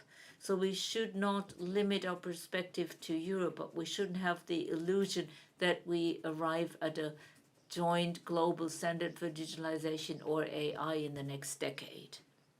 So let's think on different levels. Philipp Stab, your role is that of having a pessimistic outlook on things. So I turn my question around. What are you looking forward to in 10 years? Where will we be in 10 years on EU level and in Germany? What are you looking forward to? Well, in order to look forward to something, I'd have to know that it happens. So I cannot look forward to something in this sense, but I often say it, I'm 38 years old. I only know a neoliberal capitalism or a system where it was influential. And with the reorientation of markets, we see with digitalization and sustainability, a new window opens, which I see for the first time in my life. And although people say I'm a pessimist, I think I'm pretty optimistic because I see something's opening here. A window is opening. So what are you looking forward to, Ms. Kark, in the next 10 years? Well, by 2030, the first climate target should have been achieved, and I hope we can look forward to that. Are you optimistic? Well, I'm really pessimistic, really. Mr. Messner, you have to be optimistic. It's your job. Well, I'm an optimistic person. And for me, this technology we're discussing this afternoon are important for the circular character of the economy. If we look at instabilities, one element is climate protection, but with large-scale studies, we've shown if we do not combine it with circularity, we have no longer control. And resource flows can now be followed and made transparent. And in order to design them, you have to visualize them, and this has to be done. Well, I look forward to the city without the combustion engines. Since I got my driver's license, I've been looking forward to the end of the combustion engine. Well, but anyway, thank you for coming here in the flesh. It was a lot of fun to have face-to-face discussions with you and to see your perspective. See you hopefully again next year. Thank you very much, Lynn Karg, Dirk Messmer, and Philipp Staub. And now we continue with the last panel today. We talk about the digital agenda of the social democracy. It has become a little larger.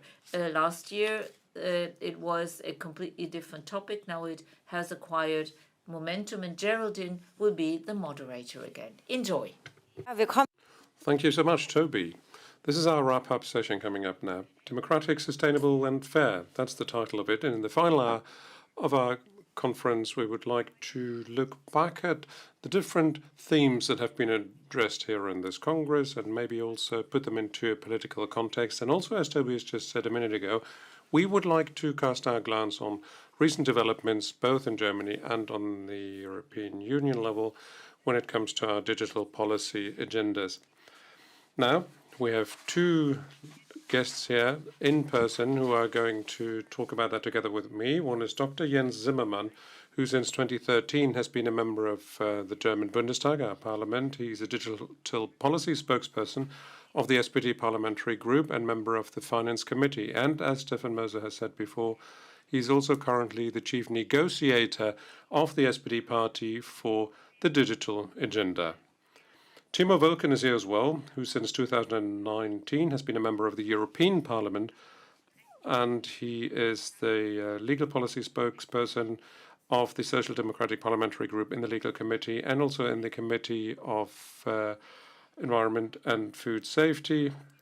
Timo is dealing with sustainable climate policy and European legal standards and focuses on a digital agenda for the future. So it's great to have the two of you here tonight. Now, I said before, we would like to cast a glimpse into our political agendas, both in Germany and the EU, and wrap up with what we've heard here today.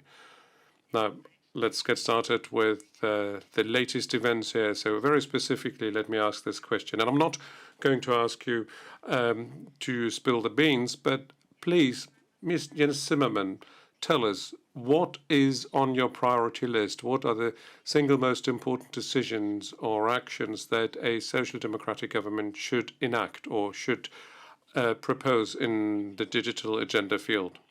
Okay, thank you for specifying that. It would have made my job harder. What we need is a one-stop solution for digital policies. I mean, in the past years, we've not been lacking strategies or good intentions, but we've seen an increasing dichotomy between the different ministries because ministers understood something about digital that was about the future. That's what they thought. And they tried to reap the fruit of praise by doing isolated digital projects here and that, but it was not coherent and consistent, and therefore that was never a strategy really, but it was just a compilation of individual measures that didn't fit together. Now that is precisely what we're going to change. So what we need is a one-stop digital agenda to be implemented in terms of political decisions, and that goes in line with what Timo is doing. On a European level, we should be speaking in one voice, because very often what happened is that Germany, when important digital projects came up for debate, would refrain or abstain from any decision-making. So that was a poor performance, and therefore I think we need to circle back to a much more important project. Well, that's absolutely true, but the question is, how can we coordinate that, and how can we bring the EU into that? We're coming to that in a moment. Before we do, you want to work in a concerted action, but what are the most important action item lists that you have? We talked about climate policy, but then there are traditional things like infrastructure development and digital education. What would be the three single most priorities on your agenda going forward?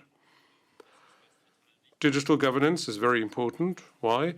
Because many citizens have really a need to that, especially in Berlin, where people need to schedule an appointment with a public authority. We need to get that done. And there are many more things that are downstream of that, namely creating a safe digital, safe and secure digital identity with which you're not only applying for an appointment in a digital government office, but other infrastructure questions are just as important. Fiber optics, the money we need for that needs to be spent and to get those cables underground. And it's not really the financial resources that are lacking. It's really the construction workers that operate an excavator and bury all those fiber optics. Burying the fiber optics, that's very important. And these are really important, I realize that. Timo Vulcan, what's your take on it? Does the traffic light coalition, the red, yellow, and green, provide enough latitude? What would you add on your personal wish list, or would you just echo what we've just heard? Well, we'll see what happens. I would hope so. With a European policy view, and Jens just said that Germany is certainly lagging behind its clout because German ministries wouldn't speak with that one voice in Germany, and we need the European Parliament. But not only that, we also need the national ministers who also need to agree. And there's also a consensus that we require in the Council. And then it does matter that large member countries like Germany is single-minded about a digital policy rather than transferring established traditional business models into the digital world and saying, something that works offline works online as well, and that's our digital agenda. That is lacking a fundamental vision, and it's not doing justice to the changes that we're currently facing, because digital is different now than it was 10 years ago.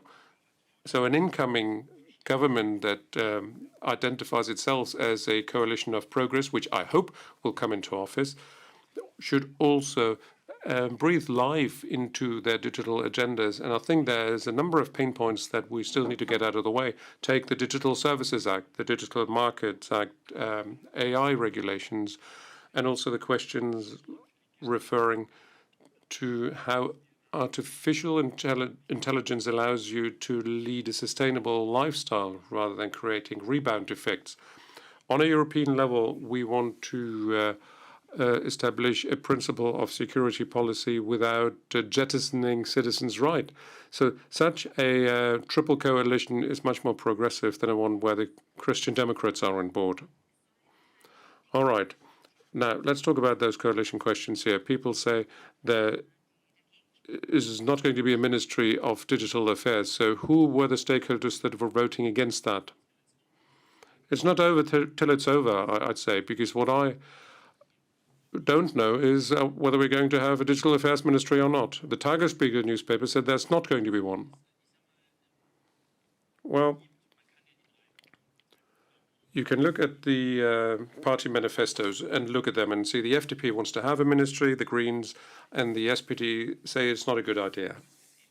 But the fact of the matter is, what structures do we have today, and how do we want to change them, and how are the chief negotiators changing their strategies? And I mean, you may throw your own views in the balance, and maybe you'll tip the scales at some point, but it would make sense, I think, to do a centralized digital agenda from the Federal Chancellor's office, like Dorothea Baer in the past, but having the clout to take decisions, because that was a problem. Dorothea Baer was a Minister of State based in the Federal Chancellery, but with a small staff and office, there was not much she was able to do. For that, you need a structure, you need a budget, and then you can be incisive in terms of what you do. So that would be our proposal, and making this whole ministry thing more progressive. I understand that arguments against that was it would just take time to establish a new ministry, and we don't have that time because there's so much pressure on us to act, both in Germany and also in Europe. But it boils down to an essential question is, how can you ensure good horizontal coordination? The Federal Chancellery was a good case in point. So how could that look like? So how could the interministerial distribution of work look like, and also do a different digital agenda going forward? I understand the idea, but I would like to caution everyone against that. I'm always in in favor of progress and jettison the baggage of the past, but we need to understand what the bureaucratic structure is that we're going to work with in this country, which is an established bureaucracy that is reticent to radical change. So what you could do is to pool resources in a way that you have a steering or controlling effect by how you invest your funds, and also establish a digital affairs cabinet. We've seen that in parallel with the climate action cabinet, but the climate action law was indeed an interministerial project which was driven and managed by the climate action cabinet. So therefore, I think what we need is a digital budget, is a digital affairs cabinet, and then at the end of the day, you probably need digital project teams. So digital projects that affect different ministries. You want to have a Minister of State for Digital Affairs plus a project team that do the operational bit of the equation. Because if you have several ministries and departments working on one law or bill, experience tells us the probability for failure is reasonably high because people are egotistic about what their ministries want to do. And if you have a central coordinating role at the top who looks at what teams work around them, could be much more useful. And we believe these are actually progressive proposals and they're compatible with our existing ministerial landscape. We cannot start from a blank page. If you could, we would do it differently. Question back to Timo Vulcan. It's not only because of the history of failing broadband initiatives. Do we need KPIs? Do we need different transparent systems, other checks and balances than the ones we've used so far? So what do you think could be conceivable in the political realm?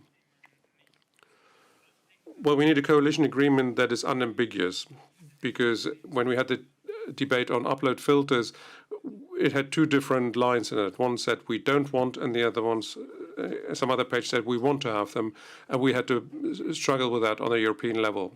So that would be very helpful, measurable, verifiable propositions. And so I think the coalition negotiations have been held in a conclave-like structure with confidential negotiations. I mean, the journalists didn't like that, but you don't want to have anyone intervene and to have too many data leaks. And I am hopeful that in a final coalition agreement, we're going to see a list or an action item list that you can work your way through. But then you need to communicate openly and transparently and make it very clear what the position of a parliamentary group is in the Bundestag and what the position of a line ministry is. Because often we see a dichotomy of voices here.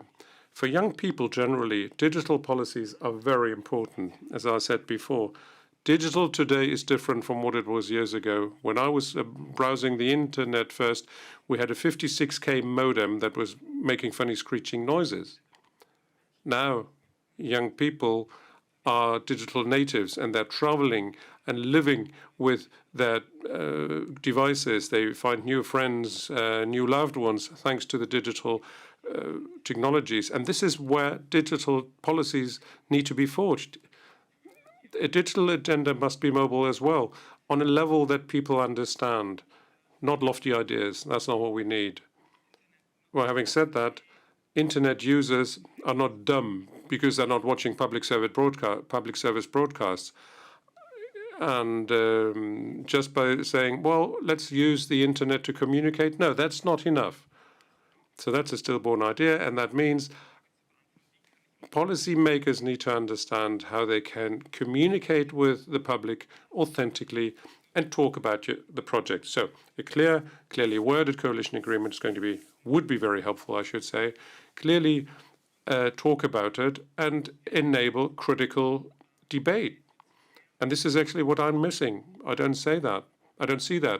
So we would need feedback from the constituents, where we had hundreds of thousands of people at the time protesting against the upload filters, and public response was rather mixed, and that created quite some frustration in society. We need to overcome that.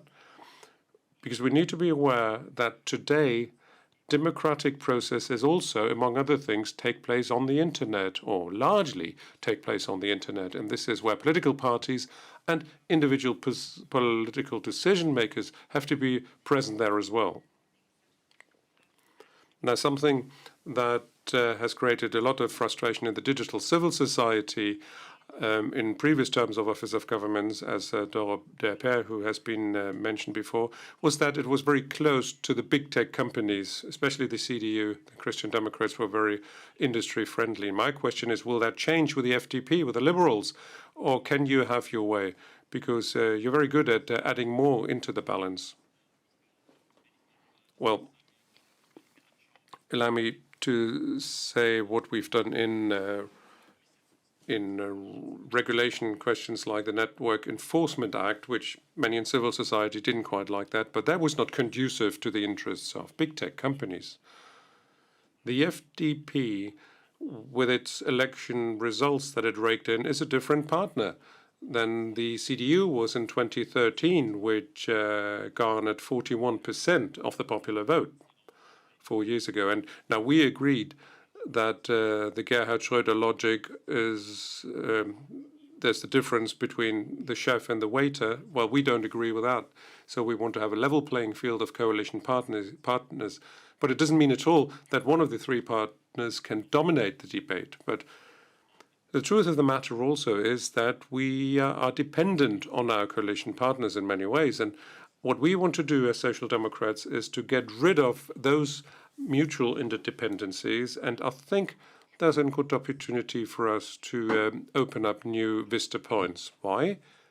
In the past, like 10 years ago, there was the idea to offer a European router hardware. People said, well, we couldn't do that because it sets us back 10 billion euros. Well, we would have been lucky now if we had done that. So, yes, there are diverging interests, I realize that, but when it comes to the civil society concerns for the digital agenda, well, this has been certainly figuring prominently on our negotiation agenda when it comes to open source software, so that was addressed. And there's this buzzword out there, but it's still true. If we want to be serious about digital sovereignty, we cannot leave it all to the American and Chinese monopolists and bombard them with our money. Okay, I'll be curious to see that. Now, what would you expect in your coalition agreement that focuses on social sustainability rather than creating a start-up system of the economy? Well, we didn't talk about platform work at all. And the regulation of work for platforms is one central challenge, I think. So we have to brace up and face the truth to see that this is going to be quite a tall order to regulate on a pan-European level. And in our preliminary discussions, we've seen that this is probably not going to be easy at all. And it would be only right, and justifiably so, that Germany adds its wisdom to this debate. I don't know what we're going to see in that document, in the agreement, but I think it would be a crucial, important one, the European involvement. Yeah, please go ahead. So that's what should be on there.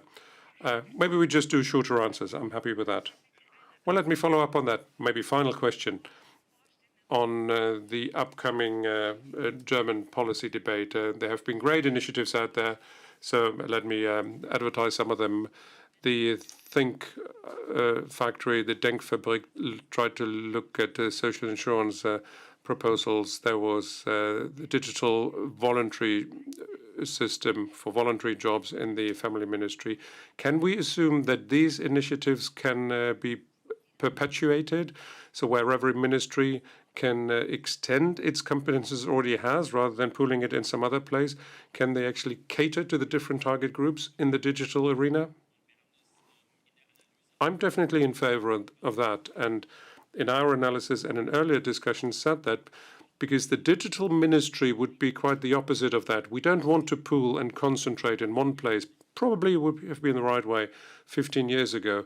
But it's not going to be helpful at all if you're draining the ministries of their digital competences.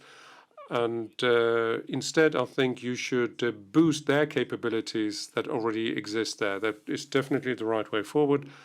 And I think it hinges on the ministers, on the actual people, the leaders of their ministries who deal with it. Hubertus Heil and Franziska Giffey have recognized the importance, and the Denkfabrik, that think tank, has built up a lot of expertise within their ministries. And I think and I hope that in the ministries controlled by the Greens and by the Liberals, it would be the same. Just writing your digital claim in your manifesto does not mean that it'll happen also in reality. But I think there's a lot of pressure on our party as well there. Okay. Thank you very much for those role models. This is the end of our commercial section here. Schon mal kurz gesagt, die We briefly mentioned that there is a hope that a different type of cooperation is possible, that people speak with one voice, in particularly because of the Digital Services Act and other packages that are to be dealt with on a European level. How is the hope for cooperation? Well, extremely high, because it is essential. And with the DSA, the Parliament already made a very good proposal, we think. And we have a situation where in Parliament, the Commission made a good proposal, and now in Parliament there seems to be the danger of completely getting out of control. For example, there is a compromise motion mentioning blocking the networks. Personalized advertising is something that we also want to address, and the proposal by the Commission is lacking that. And some of our members of Parliament seem to have forgotten who they work for.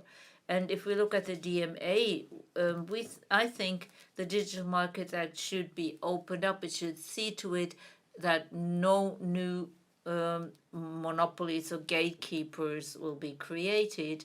And the rapporteur has now been trying to only focus on the big five. But this is not enough. It doesn't look into the future. I already know now where the next monopolies could develop, where the next dominant players could evolve. For example, in voice-assisted systems. We have to be much faster, and the next federal government, through the council, could influence the process. And with the DSA, we want to modernize the e-commerce directive. It's 20 years old now. YouTube and Google did not exist in their present form then. So it is high time to change the directive. And it also demonstrates how short the half-life is, and we have to do it right now, and we cannot come back to the old ideas of 10 years ago. So the cooperation of German members of the European Parliament with the federal government in Parliament is important. They should support each other. But when it comes to negotiations in the European Council, they also have to cooperate. And we haven't even mentioned cybersecurity and AI yet. So the scope of tasks and responsibilities is really great. You're right. Before we get more into the details of DMA and DSA, I have a more basic question. You mentioned platform regulation. Why is platform regulation so relevant from a social policy point of view? Also with respect to other digitalized economic forms, is it a danger of monopolies, or why is it so important? What are the reasons? Well, we see what's happening. We, of course, look at the social networks because they have a great influence on our democracy too. And you cannot really take this topic seriously enough. When we talk about capitalism, it is a joke. the simplest mechanisms are coming into play here. People talk about unicorns here in Berlin, and they think that is the greatest thing in the world to create monopolies. We had a large delegation from the United States last week with six senators, and I also discussed this with them. I appeal to the Americans to take their capitalism seriously, finally, because what are we talking about at the end of the day? We talk about market failure. I didn't understand capitalism in a way that the monopolies just maximize their profits at the expense of the citizens, and this is what's happening. So we have to make it very clear. If you take it seriously, you have to destroy them, dismantle them. They're too large. They do what companies do. They maximize their profits. And if you're a monopoly, it's much easier to do that. And we saw it last week. I mentioned Frances Haugen, the whistleblower, and it is very clear what her message is. Facebook places profits over people. When in doubt, you focus on profits and not on the benefits of your users. So there is no lack of information or knowledge. We have to act. And in Europe, we try to do it through regulation. And the DSA looks at a lot of elements from the Network Enforcement Act.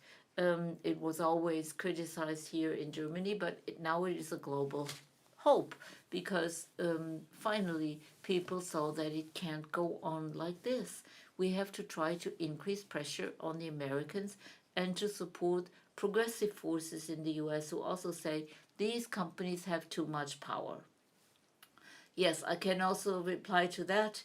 This is discussed actively in the digital civil society. What is the position today? What was the position in the past? In this interplay between the old power and the new power, we were rather skeptical vis-à-vis this act. But now I think it is urgently necessary to have an act against these monopolies and this occupation of the market. So now people are welcoming this act to a greater extent than in the past. An important lever that was mentioned with the DMA is interoperability. The DMA looks at provisions for interoperability and portability for end users of platforms. Now, why is it so urgently necessary? And what standards and forms of interoperability are necessary to develop digital systems in a way that they serve the interest of users and not only the interest of companies and corporations? Well, I believe that interoperability is the key we need to open the garden gate of the world platform. They create a system where people are happy to go in and they are happy once they arrive there. For a lot of countries, internet means Facebook. A lot of people don't know what the internet has to offer. So interoperability is key. Frances Haugen looks at it quite differently. She was also at the European Parliament. She said it's too dangerous. And indeed, we should avoid one mistake. We cannot design interoperability in a way that it is much easier even for the big ones to swallow the small ones. So Snapchat is not a killer acquisition, but everything they do is being copied. We have to, of course, prohibit killer operations also in the DSA. So people should not be forced to register with a platform. So the network effect, the walled garden effect has to be broken. And the great art in this context is, oh, by the way, this also means that rating systems, for example, which the reviews that you have on Amazon have to be portable to next operators, because it is good for users and consumers what other consumers think about some goods they bought. This is a merit of Amazon, in addition to all the nonsense they do. But this portability is a problem. And the issue that is at stake here is also encryption and messengers. Of course, we shouldn't break the encryption of a messenger if you want end-to-end encryption. If you have a good standard for that, okay, but I wouldn't want to force a person to write from Signal to WhatsApp. But the point is that we want to offer possibilities to users and consumers to use the big platforms without having registered there. Well, today I had the opportunity to moderate a panel on data portability, also with respect to workers' rights and data of workers, for example, click workers in the platform economy or other data. And the idea was that trade unions should play a completely different role in the future as intermediaries or data stewards. And this is urgently necessary. We noticed that when we look at the institutional landscape we have today, we're not very close to having it. So are there considerations regarding measures for the protection of workers' rights and the role of trade unions? Well, it starts with a further development of workers' data protection. This is important, but it still is based on the classic worker-employer relationship. With digitalization, surveillance and control is much more comprehensive. Also, evaluation of work, etc., fall into this category. But the basic question is, if somebody is involved in creating data, what access does that person have on the data in the end? This doesn't only relate to the workplace, it relates also to moving in public space, because you're always co-creator of data sets. And as we all are convinced that the concept of data ownership is the wrong approach, the question about access is absolutely justified. And what's also important is, and where we also have to start implementing measures soon, is the question of data of trusteeship or fiduciary obligations with respect to data. And trade unions could relate to that and also integrate this aspect into their institutional framework. But of course, I also agree with you, in the context of trade unions, we have different degrees of progress when it comes to digitalization. For example, the IGBCE trade union has intensively dealt with Industry 4.0 and has already dealt with these issues in great detail. We notice that they have fun doing it too, because from the angle of the trade union, all of a sudden digitalization isn't only a threat, it offers incredible opportunities for everyday work in works councils and HR committees, because in companies you can have more control and you can also make employers accountable to a greater extent. So it's also an opportunity. And with this angle and with this in mind, we have to approach this subject. And the question what it means for workers will be much more in the center of our activities than before. In the beginning, you mentioned source of an identity with data interoperability and portability, the internet, and in identity and data management would be completely different. Would that be an internet where a new innovation landscape in the EU could be promoted, and maybe the DMA could contribute to that?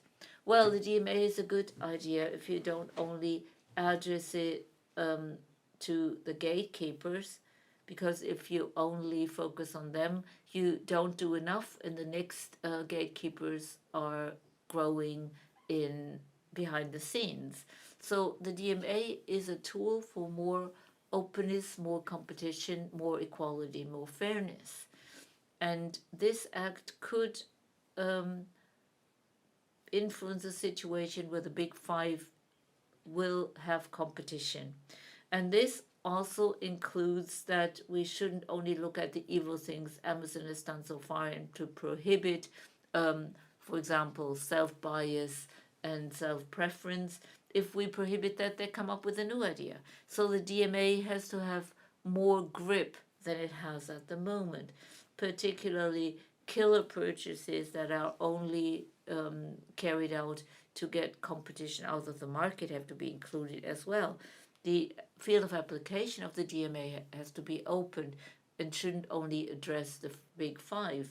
And we would be well advised to also make the DMA, well,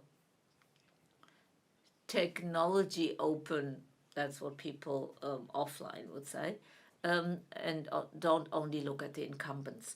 And then we have an instrument that enters the scene at an earlier stage than the competition law. But if we use competition law in a cleverer way, it could have more grip too. I just imagine the purchase of Fitbit by Google. People said this is nonsense, you can't do that. Or the purchase of WhatsApp by Facebook, where there were promises made, we will not touch them. But people said, well, they will do it, of course, otherwise the billions they spent wouldn't be worth it. So a different political mindset has existed so far, and priorities have been different. And now things are changing because more and more digitally fit people enter politics. Whether mergers are admissible or not is not our decision, but that of the European Commission. So it's an important tool, the DMA, but the existing tools should also be used. Well, that was also a topic in the opening session today. How do we get more ability to act in the administration, in government, in view of our data control systems? Data sharing was mentioned briefly. That is a buzzword that I found in an SPD program some years ago, and I was very surprised. It looked like an interesting idea. Now, what happens with it? On the practical level, if we look at the cities in Germany are trying, who are trying to become smart cities or model cities for digitalization, my feeling is that people haven't quite understood yet why data sharing is important for the administration, particularly when it comes to infrastructure data. What should be the new direction regarding data sharing? We, as the Social Democrats, it started with Andrea Nahles with the Data for All Act. And the idea is to make data usable. And this third way we want to pursue in Europe includes that we have to use data and make data usable, because it doesn't get us anywhere to say the US are evil and China is evil. We have to also use the potential. And this is about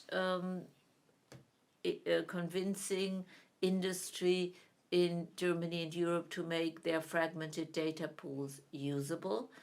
And we also want to use the raw data. It's not about the great algorithms industry invested in. It's about raw data. And this is discussed on the European level too. If I have a new electric car and drive through Berlin, I create a plethora of data. And to make that data usable and accessible is one of the ideas we're pursuing here. And of course, the local authorities have to be able to understand what amounts of data they already have and what they can do with the data. And when it comes to assigning contracts, they can also make use of the data that are generated in these projects. There are lots of contracts given to industry, but at the end of the day, the local authorities and the government doesn't have access to the data generated in this project. So we have some very good approaches and some good ideas in our paper to make this possible. Why didn't we see enough on regional level in, for example, the federal states with an SPD government? I mentioned Schleswig-Holstein and their inspiring steps in administration and open source and digital independence. But in other federal states, also those governed by the SPD, I didn't see that. Just because Jan Philipp Albert is good at marketing, his policies in Schleswig-Holstein are not necessarily very successful. He seems to be rather frustrated, giving up. And when I look at Rhineland-Palatinate with Manu Dreyer, who was the first MP who introduced the digital cabinet. Well, but if I listen to the IT providers here in Berlin and the IT providers in Schleswig-Holstein, I cannot agree with you. Well, but I cannot take Berlin as an example for all federal states governed by the SPD. There are different reasons involved. Indeed. Now, we don't have that much time left. Let me ask Toby if we have questions from the audience. Well, we do have a couple of them. With increasing complexity, I should say, because we always circle back to the digital ministry. So thank you very much for this really fruitful discussion. I enjoyed listening to it.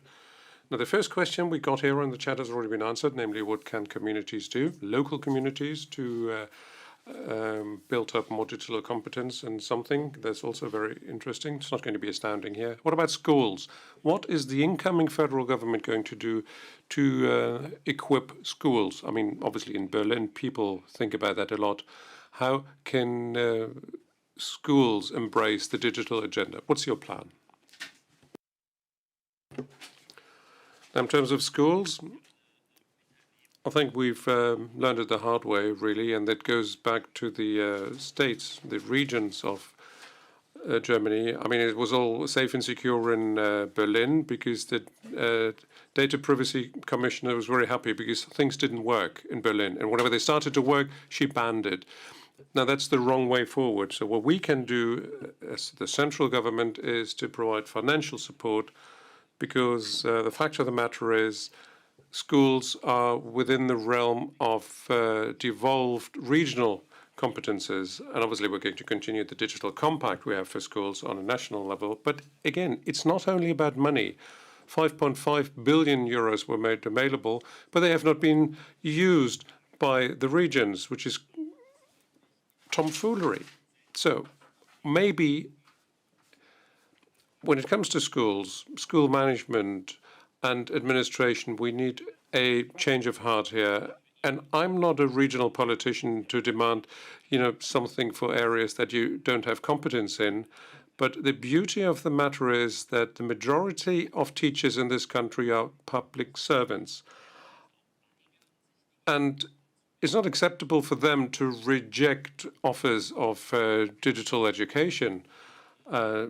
We should really develop a comprehensive in-service training scheme for all teachers, a mandatory one, rather than telling people, why don't you take a one-day computer course? But maybe in the summer holidays, all of them should be sitting a 2 weeks exam or 2 weeks course on computer literacy. And many people actually did that already in pandemic times. It's not only a privilege being a civil servant, but you also have strings attached to that. It comes with obligations. And if you don't oblige those people to sit in computer literacy courses, we're not going to make any progress. In my constituency, I see a situation where the headmasters are qualified and eager to change things. Digital training is no problem at all, and remote learning. In other communities where people don't do it, the picture is a slightly different one. And I'm understanding that people don't like what I'm saying in some places, but I'm not saying at all people are lazy or mad or evil, but they have to face the reality that the system does not as such work in this country. We have hundreds of thousands of civil servants in this country who are in charge of education, and well, they must be enabled to perform that role. It should be possible, I think. Well, because it's a regional responsibility, shouldn't the national government also support civil society initiatives in the digital arena to really establish a lever there? So, you know, there are a number of NGOs that work in schools that support classes with open source technologies and enable them to build up more infrastructure. Would that be a way forward? Well, I would wish so, but it's been my experience that there have been a couple of schools out there where this actually did work, and then came those really committed parents, and the parents demanded the system to be shuttered because it came from American tech companies. And then that had meant during pandemic times, no digital learning was possible at all, because that's what happened where the tech platforms were wiped out for school purposes. Now, whenever we're going to spend money in terms of the federal government, we're going to invest it in software that you've just mentioned, open source projects, grassroots-based initiatives, bringing in civil society initiatives. But what is central to what I want to achieve is we need to get things to work now. And for that reason, it's not going to be helpful at all to add more in terms of work packages and action items. Now, my Odenwald constituency, where I'm from, is different. And maybe, yes, Berlin has a huge, vibrant digital society or digital community. At Odenwald, where I'm from, they don't exist, and they don't have the time to work with the schools. The parents we have in our region are asking questions whether they can log into a conference call or video conference. Can they use fast internet connections, and can I also use it from home? This is what people want to know, and this is what we need to cater to. We can go on discussing that, but I think Tomi has more questions.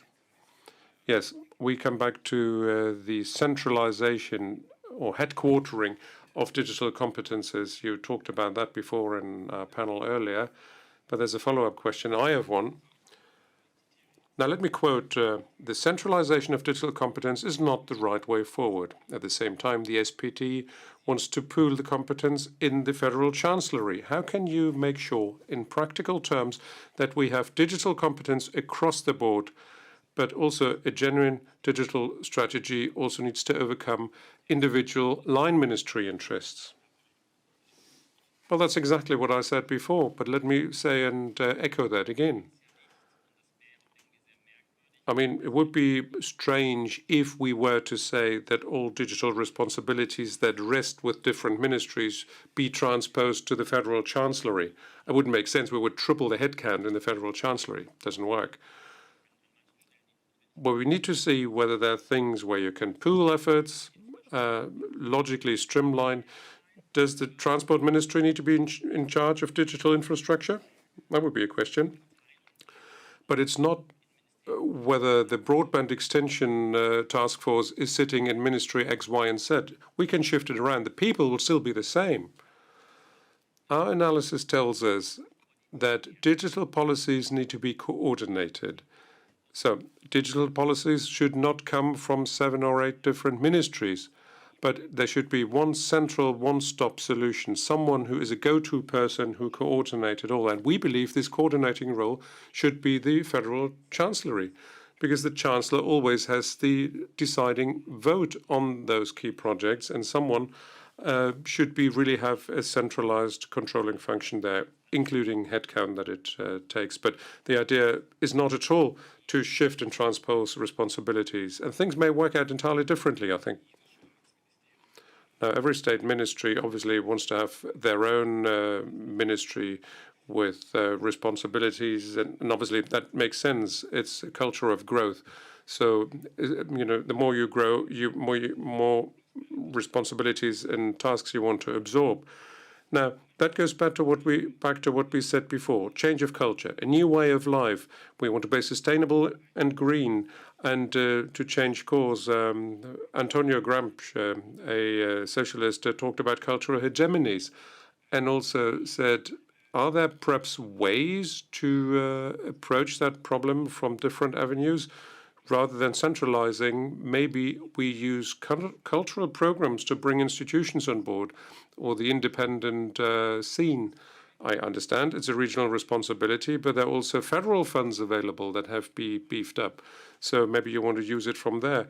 Do you want to focus on cultural change as well? Because we need to see change in the cultural perception in this country. Well, Ms. Grütters, the predecessor in office, has not multiplied the funds. It was the Parliament that did.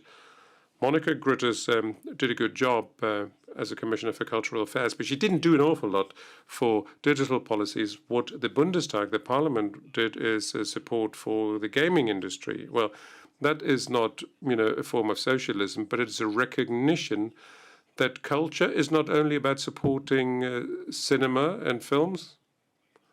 Well, was that with Ms. Baer? No, that was not with her. That was with Andreas Scheuer in the Transport Ministry. It used to be with Dora Baer's department when she was a state minister or state secretary for Andreas Scheuer. The fundamental idea is not a false proposition where computer games carry a lot of culture in them. And there's not much coming from Europe or Germany for that matter. And to centralize that support was a good thing. And I think it should also continue. And then there are many other things that to which that applies as well. And it shouldn't follow just the logic of market capitalism, but rather we need to open up more options for people to identify and realize themselves. And when it comes to digital skills and digital and computer literacy, we look a lot at formal education in schools, but what preoccupies me is how can we empower my parents' generations that are anywhere between 60 and 70? How can we make sure that they find their way about in that digital world rather than threatening our democracy? Because that's what's happening at the moment. Because I think it was 2 or 3 years ago, there was a cover on Time magazine that said, this year, something will happen to your parents that they always warned you against. So it's exactly what we're talking about. It's not the little kids out there with their smartphones that are a threat to democracy, but the opposite. Their parents or grandparents that are radicalizing themselves on YouTube. So actually, we need to educate them if you really want to embrace that cultural perspective. Well, that's one truth. Another truth is that there was an administrator, not from Berlin, but Rosenheim, who said that this is not a generational issue. And she says there are many people out there, many young people out there, that are not qualified enough in terms of digital competences. They actually need to learn on the job, and they're not trained from the formal education system. And she's, in early retirement and is offering digital education. So talking about digital role models here. Of course, you're right. You can always find examples that don't prove the point, but the opposite of it. And we can always do more. And if people are able to use WhatsApp or write Facebook posts, doesn't mean at all that they're digital savvy.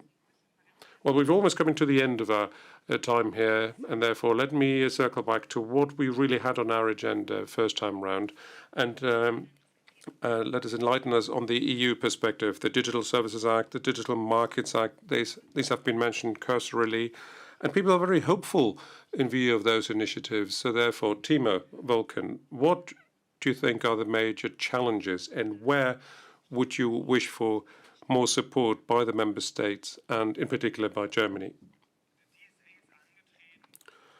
The DSA is set to become the new digital constitution of Europe. It's not there yet. Well, why is that?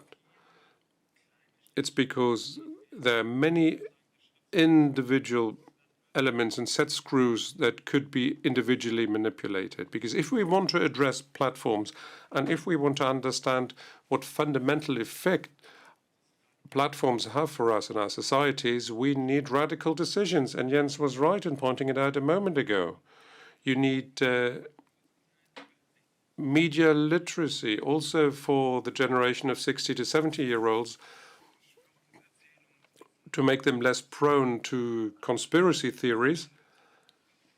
But on the other hand, it's also upon policymakers to call upon platform owners to make a contribution towards our democratic societies rather than maximizing profits. And we're ignoring that at the moment. And Frances Haugen has made it very clear. You can't gloss it over anymore. We need to address it. Platforms have been made to generate shareholder value, and that's what they do. By having us sitting on their platform so they can sell us ads. And Twitter, something that I've used very much, but now, every 4 entries consist of paid content, of adverts. So this is where investors are saying, Twitter, you need to make money now. The archive of political ads of Twitter disappeared earlier this year. That was a transparency initiative that was incredibly important, which allowed users to see what political groups or what political parties addresses what user. But let me go back to the earlier question. What does the DSA mean and when is it going to be a success? It is going to be a success if we're addressing the business model of platforms, which is selling personalized adverts. Data collection, it's the modern information pole. It's requiring us to making user wishes and needs transparent and offering an opt-in and opt-out solution for paid content. And the DMA, the Digital Markets Act, then means that your acquiescence you've given for one market segment of the platform shouldn't work for others. So if you agreed on YouTube making proposals, it shouldn't be true for Google Search, and certainly not for Mail, and Google Plus doesn't exist anymore, or any of these other services. So that's important, keeping things separate. Personalized ads, what we've demanded in Parliament should be banned. Now, I see difficulty raking in political consensus for that. We need a clear opt-in and opt-out, and not having to see personalized ads. Why? Because platforms want us to stay on their platform to watch more ads, which leads to the algorithms that absorb us, suck us into their tools. And even if you are politically savvy and say you're not going to believe what you're getting, but if your algorithm caters to your emotions, to your strongest emotions, then it will work. Like hatred, for instance. And we're not talking about the stark psychological effects that those algorithms may have on pubescent people before they have a formed view of life. So the DSA will be successful if it's going to be a digital constitution of Europe, if it has strong stipulations that imposes limitations to the digital platforms. Now, here comes my final question. Jens Zimmermann, the Network Enforcement Act was an inspiration for that. Now, imagine we'll be back here in 4 years' time, and hopefully that's in us 4 years going forward. What policy movements should find their inception from Germany in order to inspire Europe? I'm going to stick with digital sovereignty, although I realize it is a buzzword. But I hope that in 4 years' time, we will be more in the driver's seat, where we are the ones that can determine our own digital fate. That's going to be tall order, that's going to be tough, but we still have options to get it done.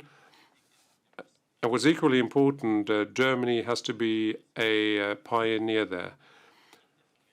We can't be indifferent anymore in the digital area. That leads to situations that may come about like they do in Poland or Hungary, and that doesn't allow us to make progress on the economic front. And as Bill Clinton has said, it's the economy stupid, is a bit of an offhand remark, but I think in the digital economy it is true, and we see it in the semiconductor shortages. But we can do it in Europe, but we have to be self-confident and brace up here in Europe and say, let's go ahead, let's do it, and then it's going to work out. Everything will not work, but this will. And I think this is my great hope that in 4 years' time, when we're coming back, we're not going to say we've squandered those past 4 years. I share your optimism, and that's an important one we've put on our agenda. And I think it's a good segue, because we're ending this program not today, but we have more days to follow in the conference. And on the final day, on the 19th of November, we're also going to have a final discussion on digital sovereignty. And with that, I would like to extend my thanks to our two speakers and also to Toby, and play it back to Stephanie Moser.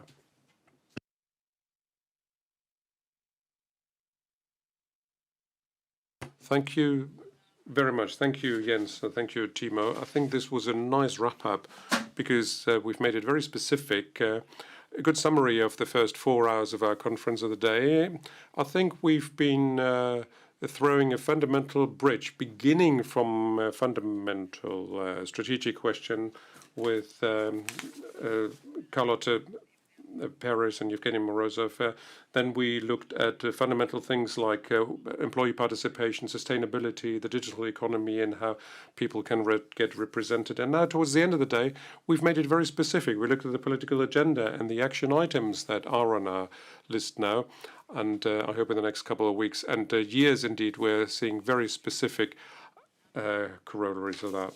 Now, many things we have discussed today, we only could touch on. And therefore, as we finish, I would like to give you an outlook on what to expect in the next couple of days. From Tuesday through Thursday, we're going to have 2 fora every day. For tomorrow, registration has already been closed, but for Wednesday and Thursday, you can still register. Now, the program, for instance, includes On the Way to a European Digital Public Sphere. How can the EU create a public society that is digital, that drives European integration beyond the national states and stops the erosion of the European idea? And I think on Thursday, we look at financial capitalism in the digital Europe, with a question of who are the stakeholders that represent investment flows for new digital business models, and is the stability of financial markets threatened as the digital economy would be? And then, Geraldine, you said on Friday we have a closing event. Our partner in Brussels is organizing that. Benjamin Breton, Francesca Brea, Sabine Pfeiffer on there, and Paul Tan, member of the European Parliament. And they're going to address questions of the digital sovereignty of Europe. So there again, we're going to drill a little deeper. Now, all I can do now is to thank all of you wholeheartedly. Well, obviously, thank our speakers who have spent the day with us today. And also many thanks to you, Dobie and Geraldine, who have been expert moderators of the day. It has been a comprehensive and substantive discussion. I'm going to watch those videos again. They're going to process. They will be available on our platform, and it's definitely worthwhile to watch them and listen to them again.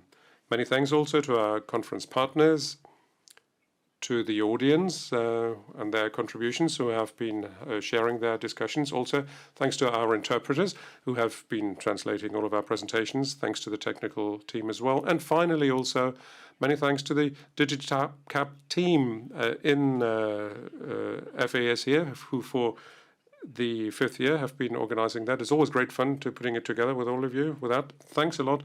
Have a great evening. See you and bye-bye.